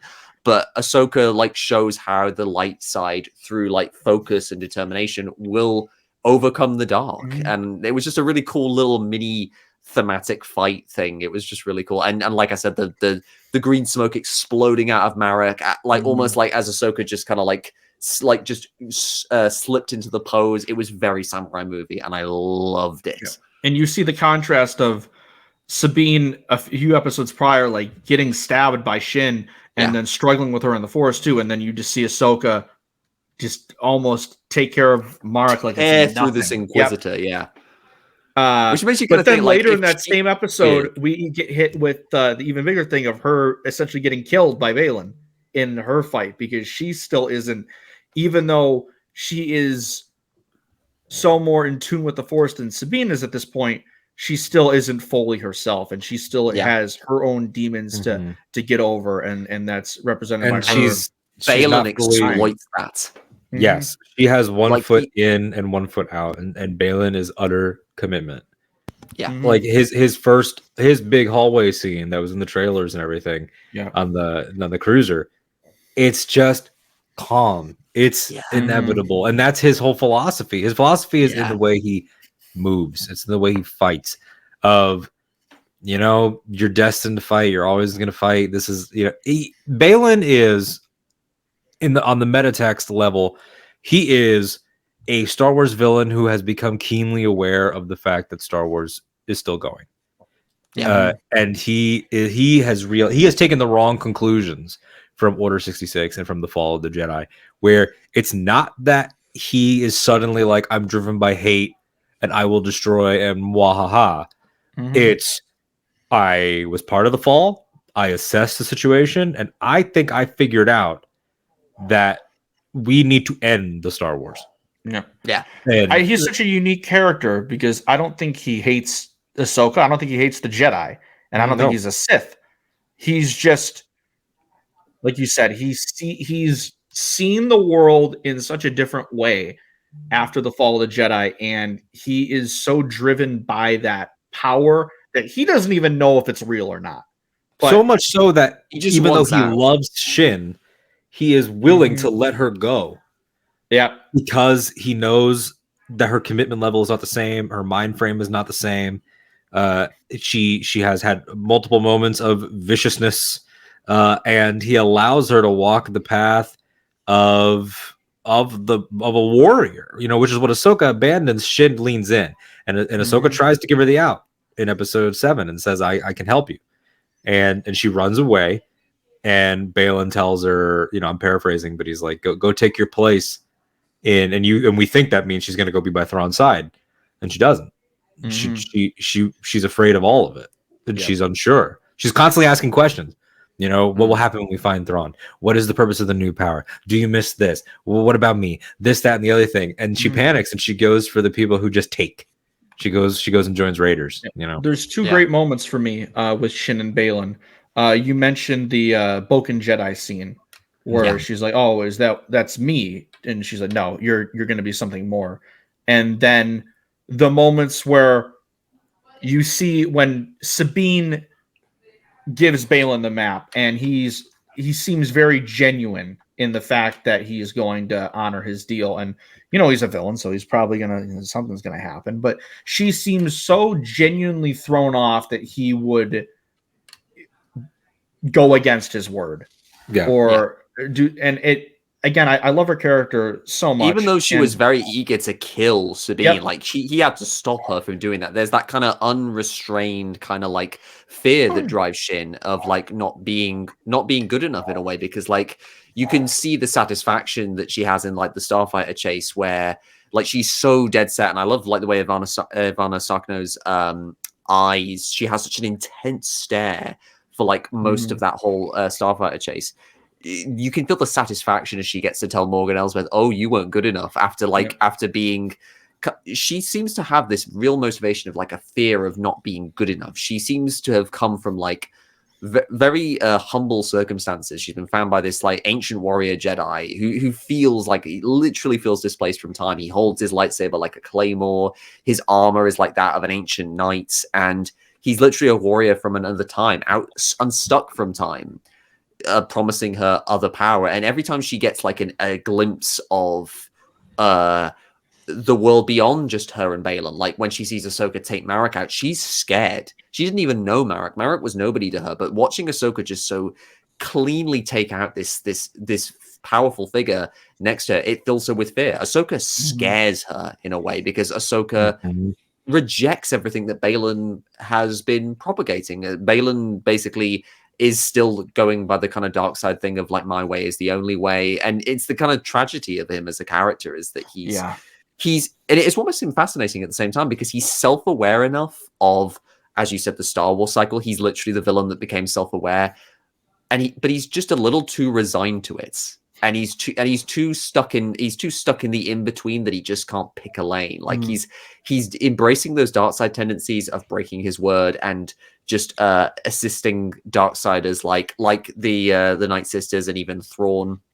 But he also is still attached to his Jedi following, his Jedi teachings. As you said, he lets Shin go without actually wanting to hold on to her because of like, the fear of attachment thing. And he also like honors his word in a way. Or because of like his way is it's my way or the highway. He's not egotistical about it. No. He doesn't judge her. Oh yeah, he just treats it as inevitable, like you said. He just treats it as it's fact, it's given. And Ahsoka the White, when she enters the picture after having been rejuvenated through that experience with Anakin, she is able to reject him. Like he acts like, oh, it's a foregone conclusion that if they fight, he'll win.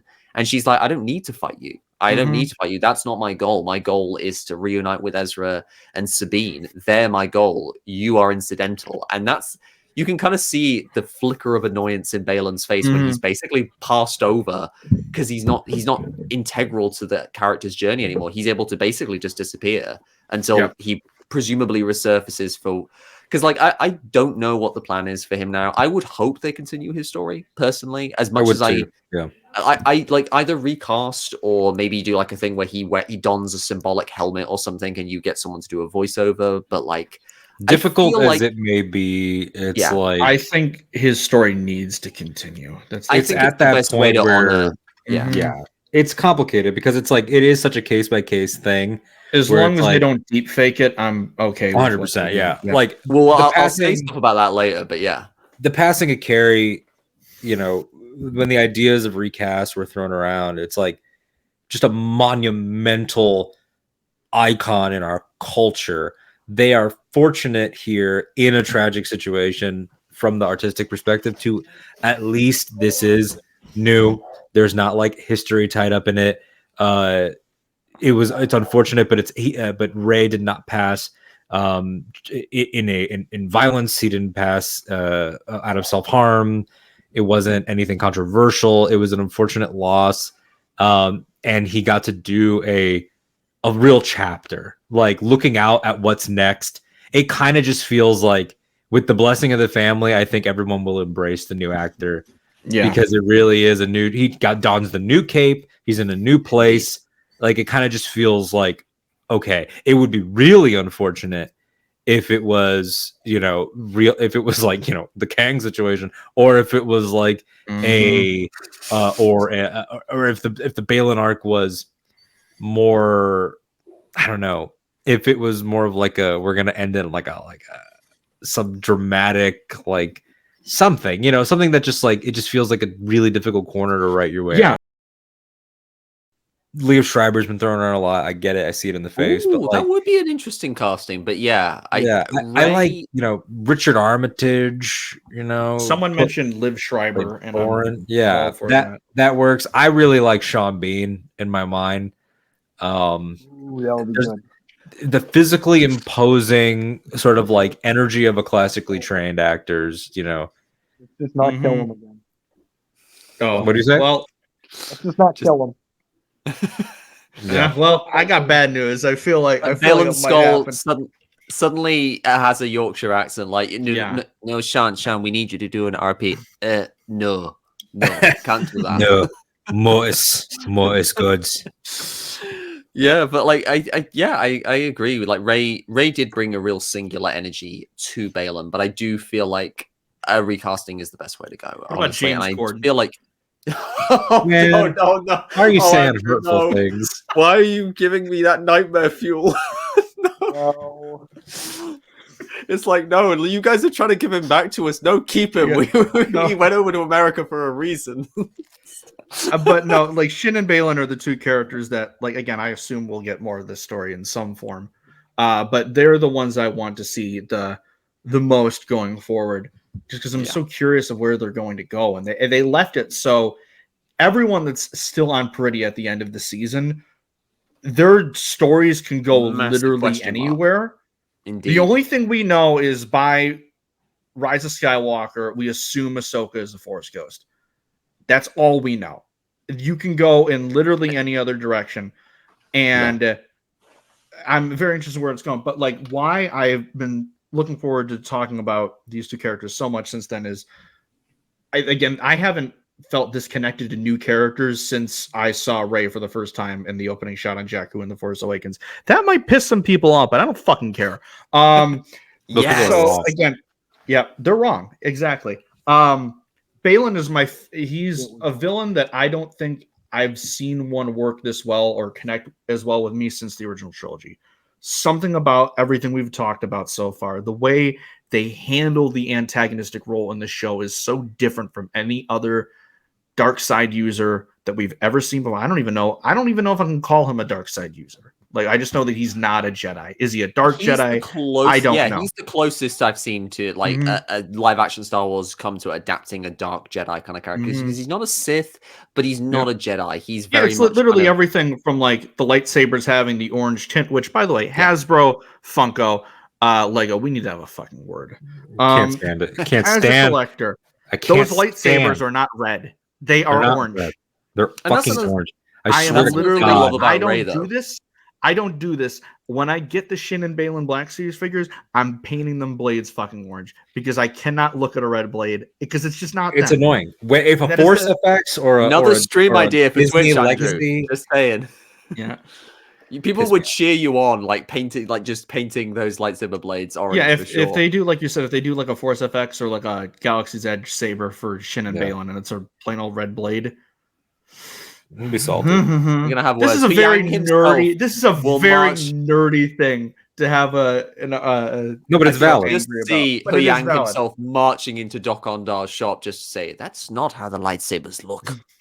Exactly. They have orange blades. God damn it. And then with Shin, like everything from the design to the way Ivana performs the character. Again, just one of my favorite moments of the whole season is Sabine in the forest and Shin shows up and just the stare and then the going somewhere. I'm like, fuck me up. This is the coolest character of all time. And then also her and Natasha, delightful enigma. Like all the behind the scenes stuff they've been sharing. Oh, it's my favorite It's thing. very, And very cute, lovely, brilliant. but then also, I ship it. we've been given the greatest image in the history of man, which is Ivana, cigarette, land speeder. The greatest. I need it. Brilliant. How very European of her. Fantastic. It is the great. It's like this is the coolest thing I've ever seen in my life, and I'll leave it at that. But these are, again, I love these characters. I want to see more of them so soon, and just again, you don't see this with Star Wars villains. It's usually always, oh, I'm corrupted by the dark side, or I'm so evil. Yeah, evil. Yeah. you never have seen a villain except for maybe Thrawn, which makes sense for the show, but you've never seen a villain like Baylan, where every time he has to fight Ahsoka, he's like, it's a shame. Like he doesn't want to kill her. Yeah, but he has to. Yes, to achieve like his goal of getting that ultimate power that may or it's may that not exist. Sadness. And that's the thing. That's the last thing I'll say about Baylan is that I love the way Rey plays it, where like there's that sad, and the inevitability isn't just like, it doesn't just give him power, it also takes away. He's sad that he has to face Ahsoka. He's sad that he can't convince Ahsoka or Sabine to ally themselves with him more fully, because he wants everyone to embrace his almost kind of nihilistic form of his nihilistic view of the Force and the galaxy. Like he's literally so fed up with the conflict. And I'm gonna tell you right now, he fled to a whole other galaxy. I'm gonna tell you right now, I would sacrifice a lot, maybe even some people, for Baylan shorts in Tales of the Jedi Season 2. Like, oh my God. Baylan, Clone Wars era, Jedi Master Baylan Skull. When Thrawn goes, General Baylan Skull, I was like, Of the Jedi Order. He got you. Yeah, it's that. It's like the silence of the lambs. Like, it's got the same cadence. Can I just look? We could do another hour, like just doing Thrawn lines. The two Don't that tempt me. The two that stick with me so deeply are, one is the for a Ronin such as you. Like, it's such a fucking insult, but it's so proper. It's so dismissive and yet so formal. Yeah. The other one, the one that sticks with me, is his introductory line, because it's so Thrawn. So good. What was first just a dream has become a frightening reality to those who may oppose us. And it's just so good. Like, it's the kind of thing where they built up Thrawn. Like, kudos to this show for like hanging so much of it on like, well, Thrawn is coming, Ezra is coming, and neither of them disappoint in their performances. They we said Iman embodies Ezra so well. It's such a gift getting Lars Mikkelsen in live action to play Thrawn. Like, to hear that voice, just like the presence he brings on set, just like instantly walking out, you buy that this dude has survived here. You buy that all these soldiers, be they undead, he looks worn down, and that's why I was like, at first I was like, oh, I don't know about this look, but I eventually got more used to it, because like, admittedly, when we saw the shots of him in the trailer, I'm like, that's just Elon Musk. Like, it just I just did not vibe with it. But you're gonna make me go dark side, Andrew, if you mention that. I don't know what it was about you making that joke that jogged it, but the one that got me was the there will be no negotiating with the apprentice of Anakin Skywalker, which is Thrawn for, I know her big brother, he's a crazy ass. We cannot, this is not gonna work. Even Baylan, Thrawn had an oh shit moment. There was something so intriguing about meeting an old Jedi character that we've never met before, but getting to see someone go against Ahsoka that knew her master and knows what he became. It's so different, because we didn't get that in Rebels. Now, we didn't get that got so that was her master was Anakin Skywalker or something like that. Well, there's the one where when they're leaving, when he's like, when he's about to jump to hyperspace, before Long Live the Empire, he has that line about Anakin where he's like, what is it, like, one wonders how similar you might become. Yeah, which is such a dig. It's like, such a nasty Long dig. Live the Empire. I know people got funny because people have read the books. I've only read the first Thrawn novel. I know some people got funny about him saying "Long live the Empire." I always thought it was a strategic thing for Thrawn because the Empire is all he's got at the moment. That's all I'll say about that. Means to the end. It's means to an end. He's a strategist. You know, the Empire will serve him. He's in charge now, basically, and he's going to use it for what he deems fit. It makes but then sense that being immediately followed by "Long live Dathomir." I was like, oh, we got some. There's some tension brewing already. Like, what's happening here? I have a sneaking suspicion because just to briefly diverge like Mando season 4 speculation. I think Mando season 4, since Din is now like a New Republic unofficial headhunter, like he's going looking for Imperial remnants. I think we could get an episode where Din and Grogu go to Dathomir for recon. Like I've never wanted anything more, honestly, in terms of Mando episodes. I would love a Mando episode where they go to Dathomir. Fucked. Din just getting like Din just running away from like all these terrifying creatures that are on there, and Grogu just like force pushing them out of the way, like Batu, no problem.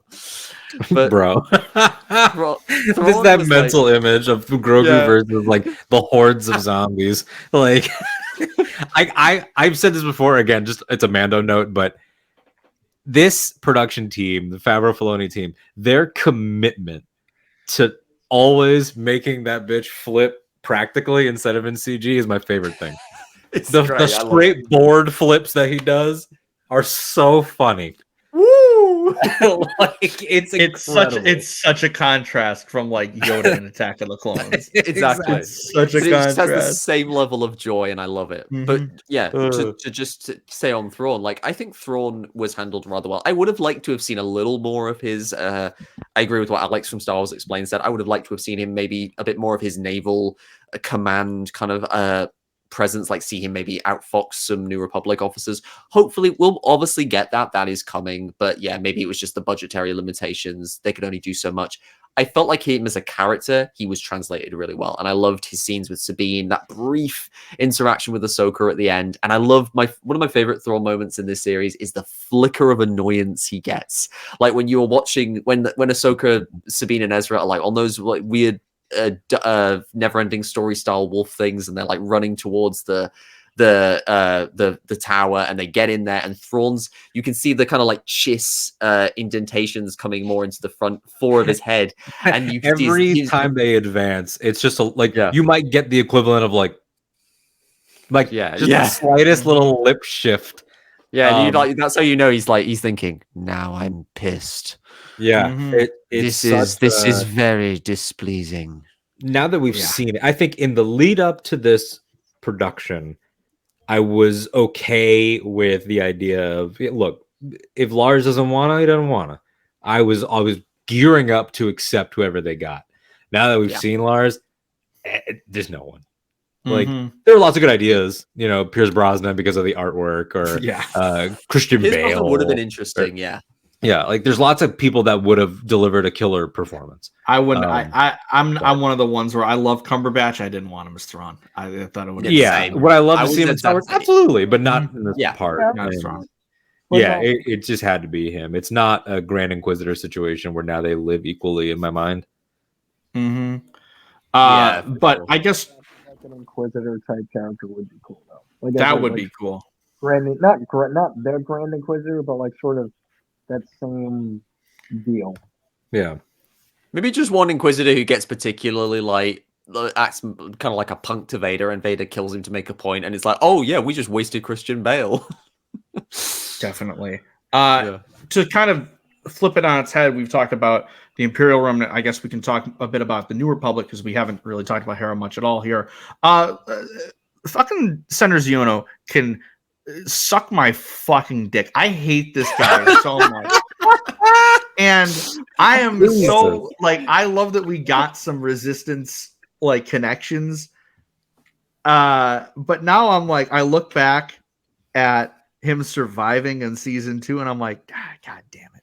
The whole planet blew up, and come on now. But again, this show continues my trajectory that all of the Mandoverse shows have done, where every single time the New Republic is on screen, I get less and less sad about the destruction of Hosnian Prime. I'm like, well, you just met the Senator Hosnian Prime, so of course, come on, the fact that there are so many just out and about, clear, still Imperial loyalists working in positions of power in the New Republic, and we see it on that shipyard, that in the Hera episode, with her and Ahsoka. I like that. I know some people did the whole kind of like thing about like, you know, trying negatively comparing it to Andor, but I actually really liked the whole thing of like this supposed centrism of like, oh no, we don't care who we work for as long as we get paid. That kind of thing. And that was bullshit. That was bullshit. It turned out to be bullshit. Yeah, because they were just arming Imperial remnants, and you just got that really kind of like, I loved like just the quiet command that Hera had in that scene. I like Hera was my favorite character from Rebels. I loved Hera as a character. She was great. I never expected to just like fall in love with her as a character, but yeah, Mary Elizabeth Winstead, she really did a great job. She really like, I was really definitely worried. fell in love with her. Hera, I was most worried about. Yeah, like she's great. Like she's great. She's fantastic. She looked fantastic. Did she? It's funny that we said that. It's funny that we said that. Yep. It's funny that we said that about Thrawn's chiss lines, because people were saying that about Hera's Leku, about the like not having the kind of like birthmarks, and then literally from the first episode she has them on the back of the Leku. They're there. I was like, you see? They're there. See, they're there. But and what I like about her performance versus Vanessa's is that there are some people that when they take over a character, they are straight up doing it, and it's like, my God. And I feel like Natasha and Iman fit that category, where it's like Iman even sounds like Taylor. Like it's a really startling, like I said, it's embodiment. scary. But there are some people like Mary Elizabeth Winstead, who I think is sort of the inverse of like Matt Lanner, where like Matt took over and became the voice of a live action character. She is now the body of an animated character.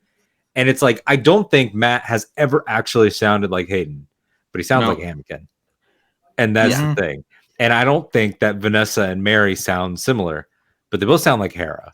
Yeah. That's when it's about, there's really two kinds of recast. And then you get some people that it's like, I'm doing an impression. Like James Arnold Taylor is doing his Ewan McGregor. And they both work. It's just, exactly. What are you doing? Like Rosario doesn't sound like Ashley. They don't have similar voices, but they both sound like Ahsoka. Yeah. But like, I loved it. And she also had great chemistry with Chopper as well. Yeah, Chop was great here. He didn't kill enough people though, which I wanted to see my favorite war criminal do some crimes here. Like, come on, just have him take out some stormtroopers. Violate the Geneva Convention a couple times for us, buddy. Like, just do it for us. Oh, it's just like that exchange in the ship as well. Like, no, I did not go through your stuff. Oh, it's perfect. Yeah, just perfect. Also, Carson being like, "Yo, bro, calm down." Like, in court, when Senator Ziono like a mere droid, and Chopper's like. Also, can we just say, top tier use of Anthony Daniels, which Anthony Daniels would say every use of Anthony Daniels is top tier. But Anthony Daniels was great. What a brilliant way to have Leia's presence affect the storyline. And have Leia directly make a character decision that influences the plot without having to get into the water of what do we do about that? It's very smart. Exactly. Yeah. I love that. I love seeing 3PO show up. I love seeing 3PO show up. I love seeing Mon show up at a different, to have it be Genevieve at a different point where she is the Chancellor. One of the accidental greatest things ever was the casting of Genevieve O'Reilly as Mon Mothma, but her like them feeling like, oh, we need to bring her back in Rogue One because we cut her scenes in Revenge of the Sith, and now we get her in everything, and it's just it's great because she's amazing. It's so deserved because she is fantastic. Like you said, it's great seeing her. The little things, seeing her in this era, me hating Senator Ziono with a burning passion, but then also having Carson. We brought up earlier how we were kind of shocked Din wasn't in this.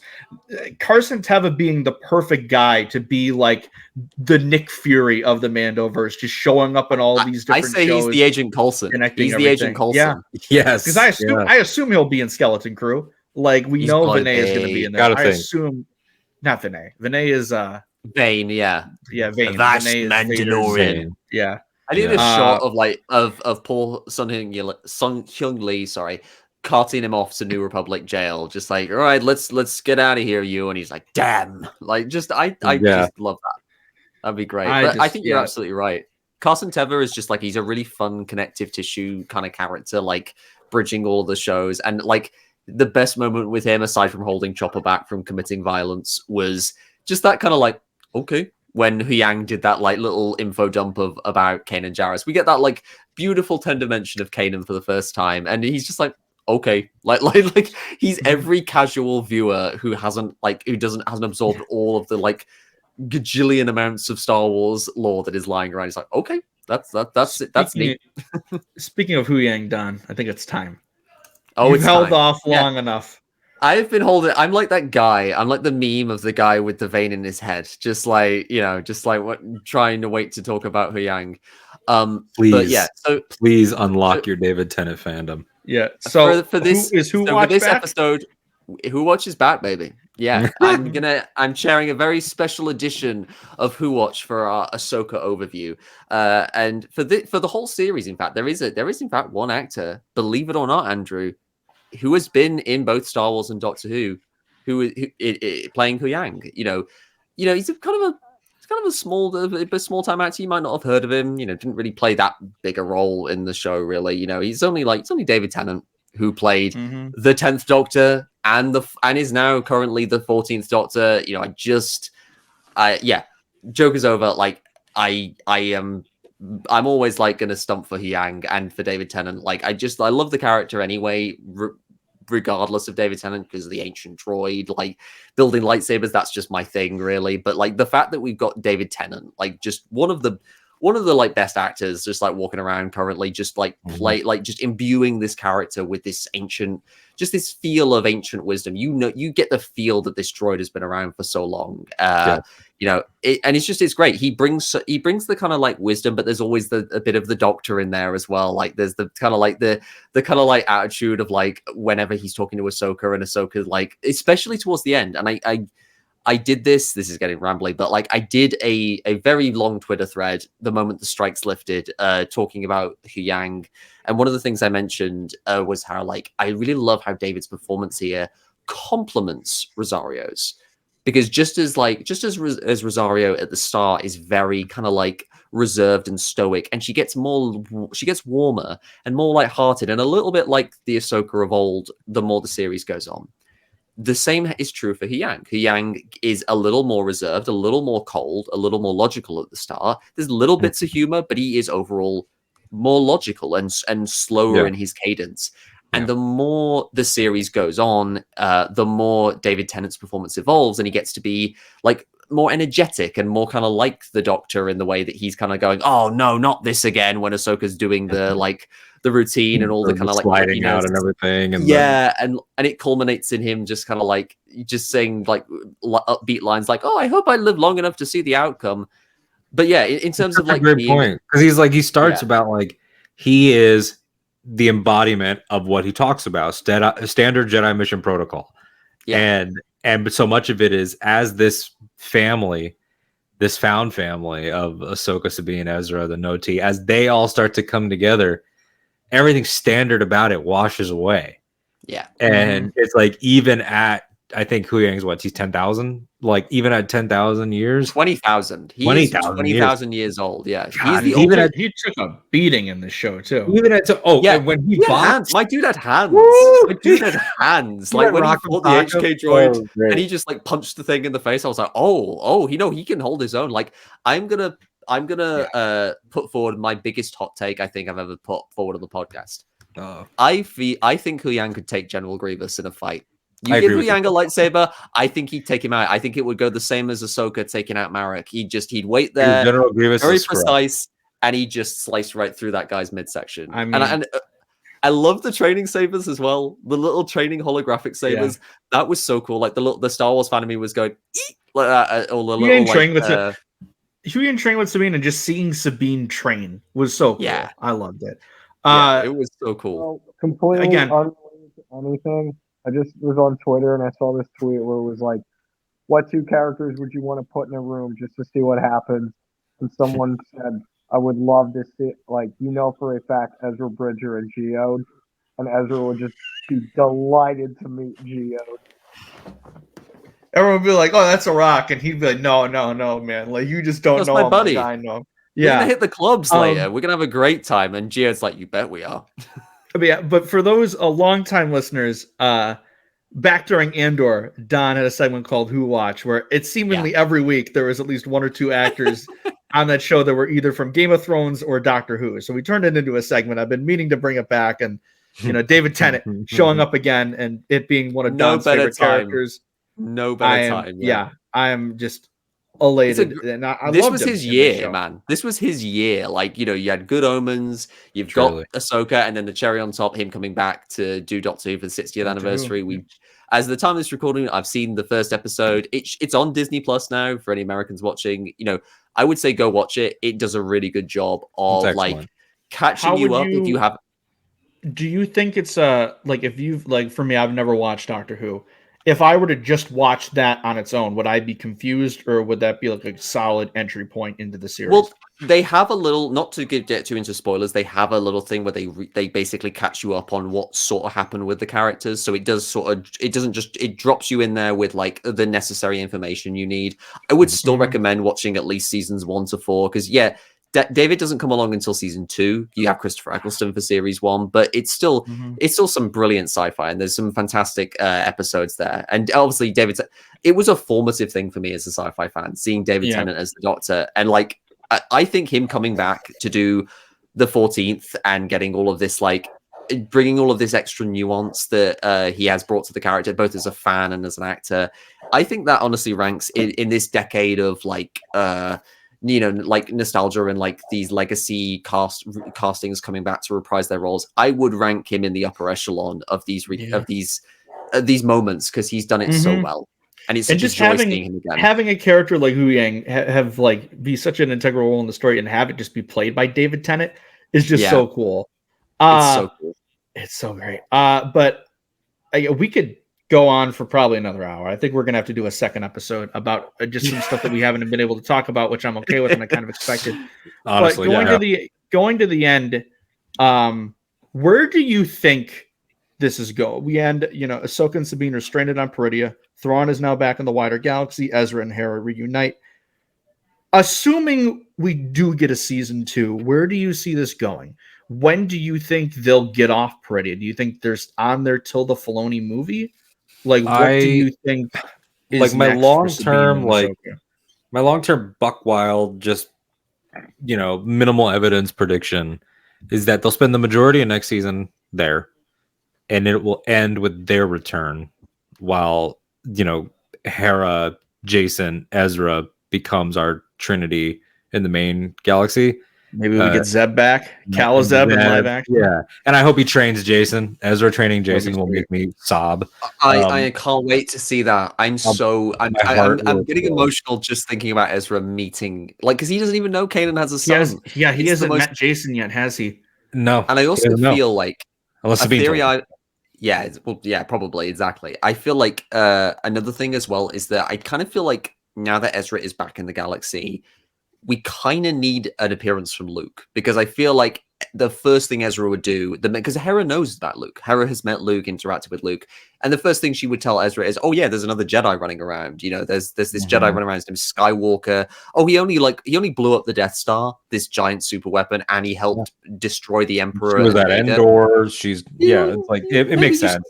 Just maybe go and hang out with him. And I think tells me after the SAG stuff that Luke won't be deep faked. And I think they're gonna. I really hope not. Because I'm speaking as someone who loved The Rescue. I love The Rescue, and I love the way they did Luke in that story, and I love the Book of Boba Fett episode with him too. Is incredible. Yeah, because it's like I feel like we have gotten as much as we can get from that kind of performance. The bigger the role gets. Yeah, and I feel like you are limiting yourself if you use any kind of deep technology, in the way. Yeah, I don't want one of the main characters of Filoni's movie to be a CGI Luke. Like it would be like if the whole the first 20 minutes of Indy 5 was the entire movie. Like I'd be like exactly. Exactly. Yeah, that's a good comparison. And it's not fair to like the character of Luke, because I love Mark Hamill. We all love Mark Hamill, and it was great to see him get to like return in a way as Luke, to be involved in those episodes and to give guidance to like the actors embodying him physically and just sort of lending his touch to those performances. And it was great. It was a beautiful emotional moment seeing him show up. But I feel like going forward, they need to recast. They need a new actor to embody Luke going forward, because Luke has there's so much to Luke Skywalker. Like we got such a beautiful, complete portrayal of him in The Last Jedi, and there's still so much of the character left to explore. And like, slap a beard on whoever, or one of the guys that Mark has been coaching, like Graham. I mean, Graham they looked so much like him. They embody him so much already that it would just be a natural. Jones or Graham, put a beard, like give him the outfit that he wears in the flashback or Rise of Kylo Ren. That's kind of like a gray under. Definitely would like to see him involved. Do that, but the only other thing I was going to say about the future is that I think that's the main galaxy. Peridia somehow has the same gods, this particular pantheon, as the main galaxy, which raises some really interesting mystical questions. And we know from the Mortis arc of Clone Wars that it exists outside of normal space. They just kind of wake up from it. And so what I'm thinking is, in following Baylan, there's that art I posted, that art that Filoni had posted in 2019, which they were on that snowy mountain pass, which has now, okay, you are going to use that. I think our ladies are going to follow Baylan, and somehow I think the whole crew, maybe Shin too, the whole Peridia crew ends up on Mortis in live action. Crazy. And when they come out of it, they're back in the main galaxy. I don't think there's going to be travel. I think it's going to be Mortis exists outside of all of them. Every and it's galaxy connected to the world between worlds as well. Has these Mortis gods. The Mortis gods were how we were introduced to the world between worlds. And I think, given that Anakin showed up there, because it's very purposeful, I feel, Dave putting that scene with him and Ahsoka in the world between worlds, specifically using that iconography. I kind of feel like if they do go full Mortis with these events, I feel like Anakin will still be involved. I feel like Anakin will find a way to manifest there. Well, he has connections with the father, right? Or is he was supposed to take the father's place. He could be basically the new father in a sense. And I feel like maybe Ahsoka is clearly there to accomplish something, whether it's to defeat Baylan. And the fact that Morai can appear in another galaxy without having traveled there. Like things like that. I think setting foot on Mortis puts you in a different place. And then, like, if let's say they land the T6 on Mortis in season 2, when they take off, it's like they could be like, oh shit, it's Coruscant. Like it's such a much like the wellspring of life too. Like there are those places that are of the spirit and of the mind, but also are as physical as they need to be, which is the great thing about Star Wars, that it's always as physical as it needs to be. Like, it's like did Ezra save Ahsoka, or was Ahsoka always saved? Both are true. From Malachor, like it happened because it always happened. It's a fixed point. And I might just be saying this because I have this specific fan thing that I would just love to see. I almost wonder if this is like Ahsoka. This is essentially Ahsoka's great trial. This is like the final, the mirror in a sense that she needs to kind of go through, similar to what Anakin had to kind of, because I kind of feel like, as we talked about before, Andrew, in our previous episode, I feel like there's a lot of OG 03 Clone Wars that is still canon to like the overall story. I feel like Ezra, as I said in that episode, Ezra doing the Force Fu was kind of like a nice little callback to Mace Windu, because he's part of that Padawan master lineage. But I feel like this could be Ahsoka's big trial. Oh, like his like the Nelvon arc. Yeah, and I feel like if she overcomes this, we could potentially, like, if Anakin shows up, like helps her with this, and then he knights her officially. If I see roided up Nodis, I'm like in the Nelvon arc. I'm gonna turn hold on. Off. I'm gonna grab something relevant to this. I'll be right back. Okay. Yeah, but like I if Anakin, you've got Anakin saying, or by the right of the council, by the will, because he's a council member. He's on the council even if he doesn't have the rank of master, So it'd be such a joy getting to see him knight Ahsoka. That would be such a cool thing to see. Boys. I would like that. What you know about Hayden Christensen Nelvon Photoshop from the Oh, 30th yep. anniversary God, line. yeah. I showed that same one off last episode. It's one of my so good. favorite things. It's the still fact that burned they're into just my- like, my let's get a generic shirtless guy and put the blue tats Yeah. on him. And then that arc changed my life. And then also just because we talked about him from the same line, Roran. Oh, yeah. Yeah. I showed off that Anakin last episode because I It's the was like, I best. have to get this. Right. And The then right absolute after the right. episode ended, I ordered the one from that same line of Yoda on the horse because I needed it.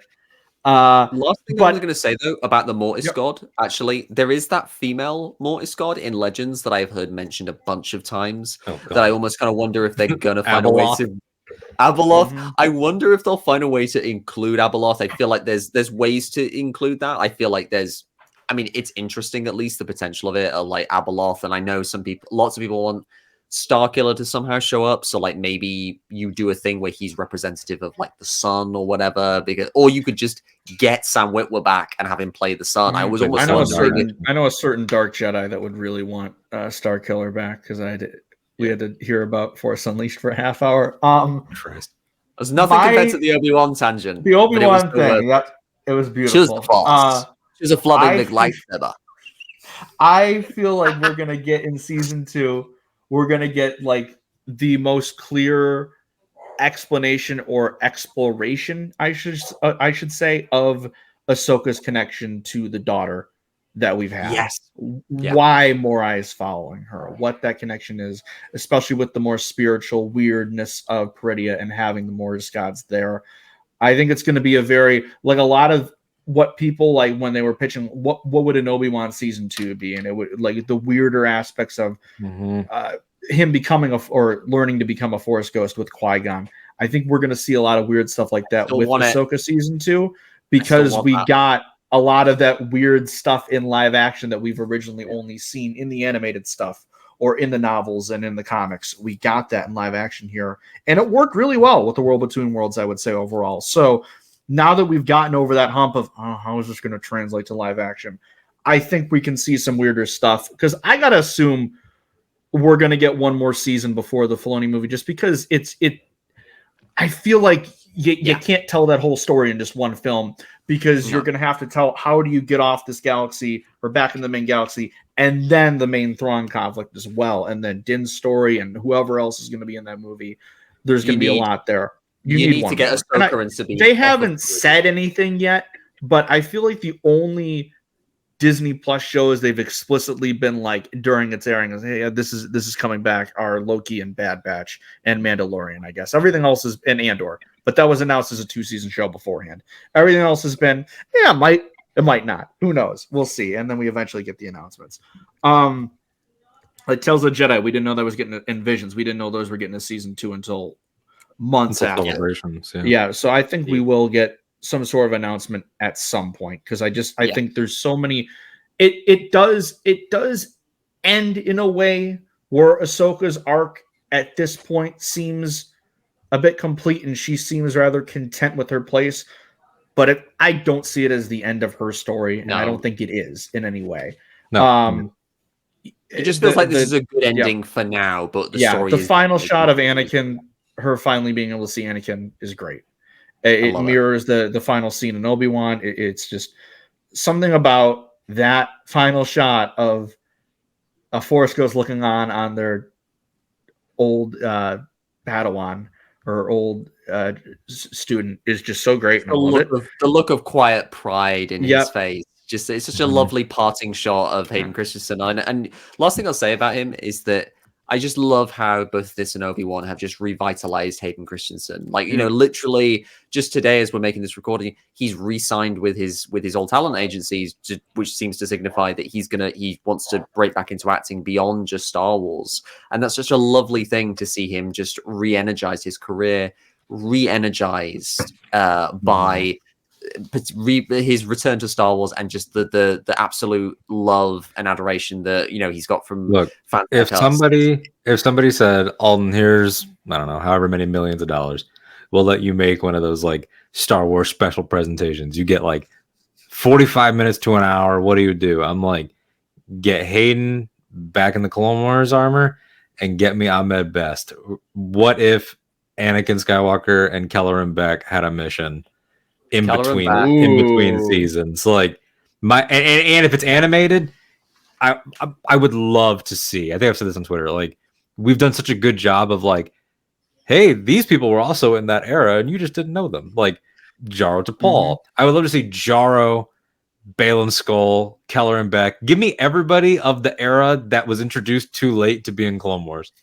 I just found out earlier this month that Jaro Tapal is voiced by Travis Willingham from Critical Role, and that just made my day. Jaro Tapal has a cameo as well as Cal, an unnamed cameo in Brotherhood. Yep, exactly. It's he's probably like Padawan with the red Master Jaro Tapal and a redhead kid. Yeah, he's just talking to Anakin about, there was this one time I headbutted a giant in the face because he broke my cask of ale. That's the deep cut Critical Role joke. Yeah, it's nuts. Yeah, but I think somehow this is where we can wrap it up. But you joke, but we really could do a part 2, and I would do a part 2. Love to join you. So let me know. Yeah, so I think we're going to at some point. I don't know if we're going to do it immediately, but there's still so much more to talk about, just in terms of the characters, in terms of what the show sets up, in terms of what's next for this era of Star Wars leading into Filoni's film. There's so many different ways you can take it, and I think that's the beauty of I guess the uniqueness of doing coverage for a show well after it's aired, when you couldn't cover it weekly like we did with every other Star Wars show since we started doing the podcast. And I enjoyed looking back on it, and there's definitely some things that, even though it's probably a good thing we didn't we didn't cover it. It's probably a good thing we didn't at least cover chapter 5, because it would have just been 40 minutes of you and me, and Conor going oh my god. It would have been the equivalent of when we covered part 5 of Kenobi with the flashback at the beginning. Would have been the equivalent of that. It's like Conor going, okay. Oh fuck. Yeah. Yeah. But yeah, no, there's so much, and even stuff that I loved beforehand, just talking about it again, because I haven't been able to talk about this show with my friends. It's just, I'm I like stuff a lot more now that I'm thinking about it. But yeah, no, this was great, and thank you guys for joining us as we talked, barely scratched the surface in a way about Ahsoka season 1, but over thank you for 2 hours and 15 minutes, and we didn't scratch the surface, and it's true. It's true. Sabine's rivalry with that mug. You just know when the show ended, and she learned how to use the Force. She got back into that ship and just stared it down and went, right, it's round 2, bitch.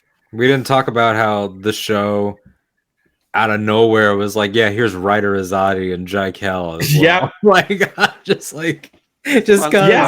But they cock tease us because Ryder is Clancy Brown, but Jaquel isn't Dante Bosco, and I'm you had one job. It's the truth. It's very funny. I'm pretty sure it's the truth serum dude, isn't it? From Deadpool 2, I think. It is from Ant-Man and the Wasp. Yeah. He's truth serum. Yeah, I think Clancy Brown is. I think he broke the record of most different individual characters at this point. I want to say he's Ryder. He's Blurg from Mandalorian. He's Savage. He's the Inquisitor. Unnamed Crowface Inquisitor.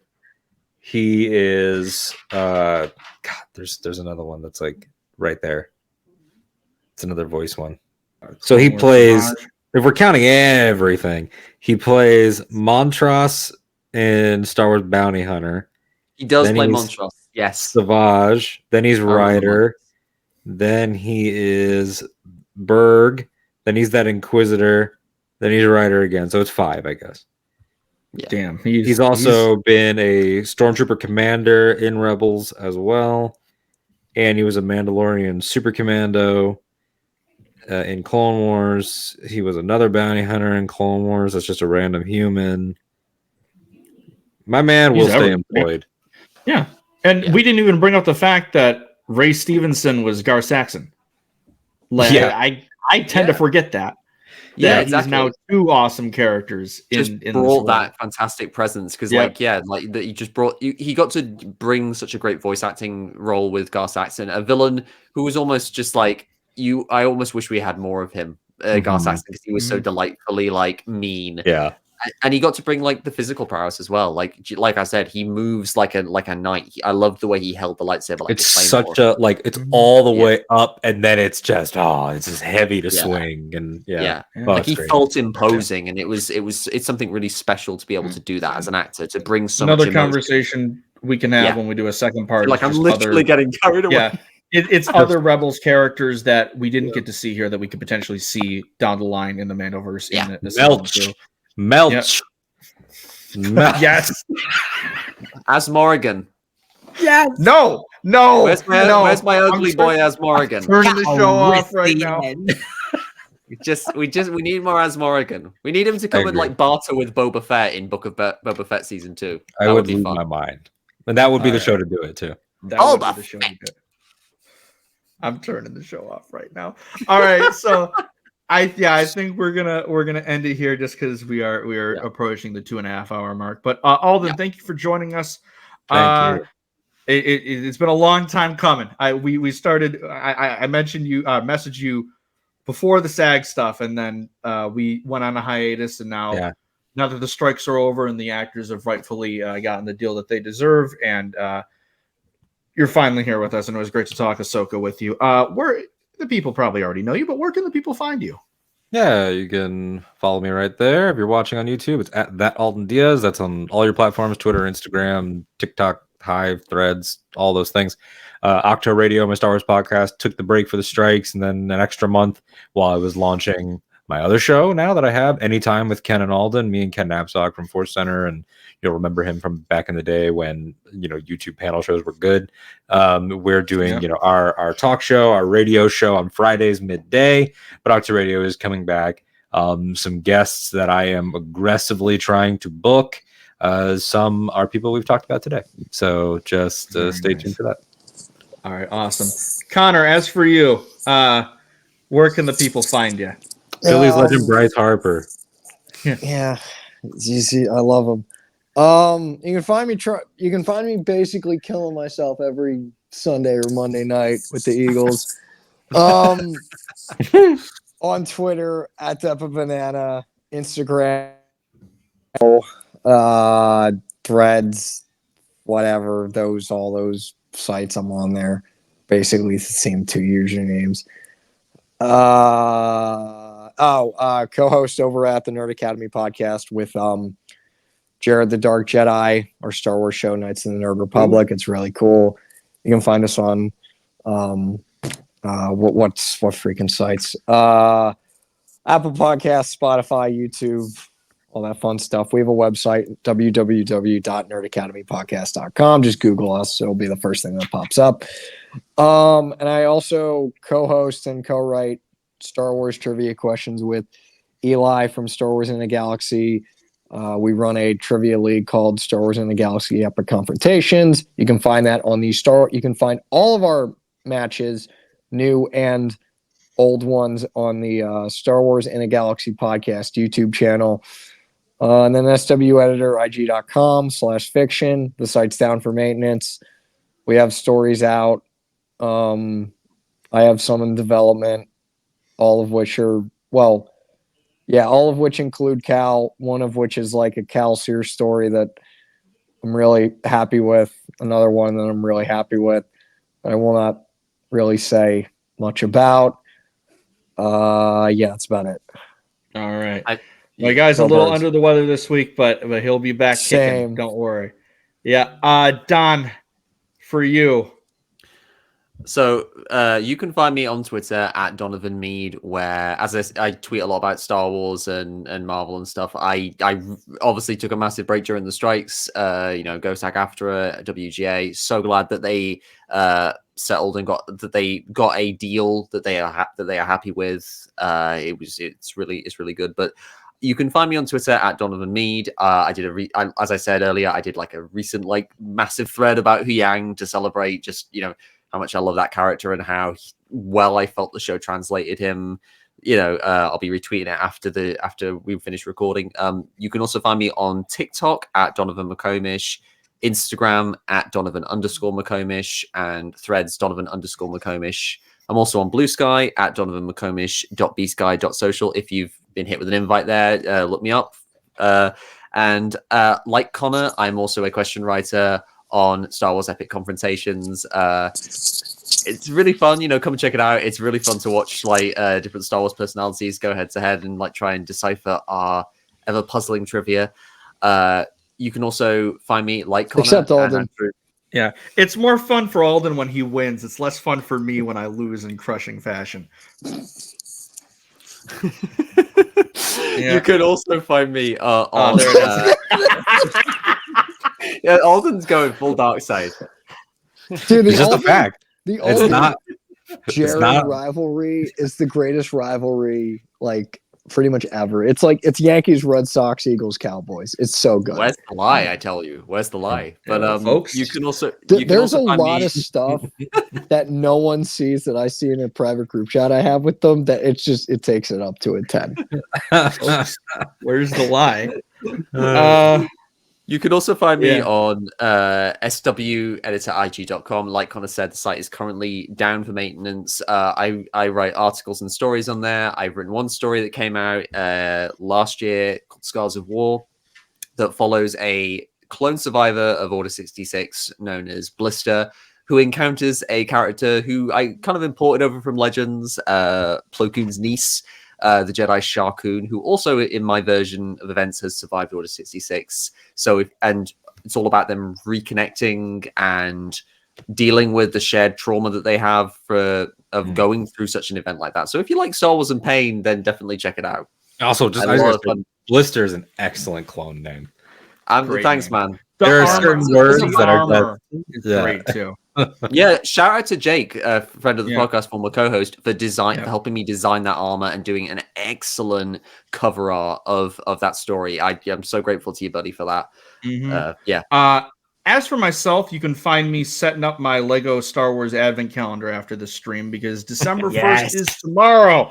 You can also find me Twitter, Instagram, TikTok at Starlight Andrew. You can follow the pod on Twitter at For the Repub Pod and on Instagram and TikTok at For the Republic Pod. YouTube, For the Republic Podcast. Give us a subscribe there. Also, you can find us on any podcast platform, Spotify, Apple Podcasts, you name it. And big announcement coming from me on my end, hopefully by next episode, but I'm very excited to talk about what I have been working on my end. Next time you see us here, we are going to be dipping back into our Clone Wars rewatch after so goddamn long. We are finally talking season 2, Holocron Heist arc. I am so excited to get back to what we started here. We're home. Exactly.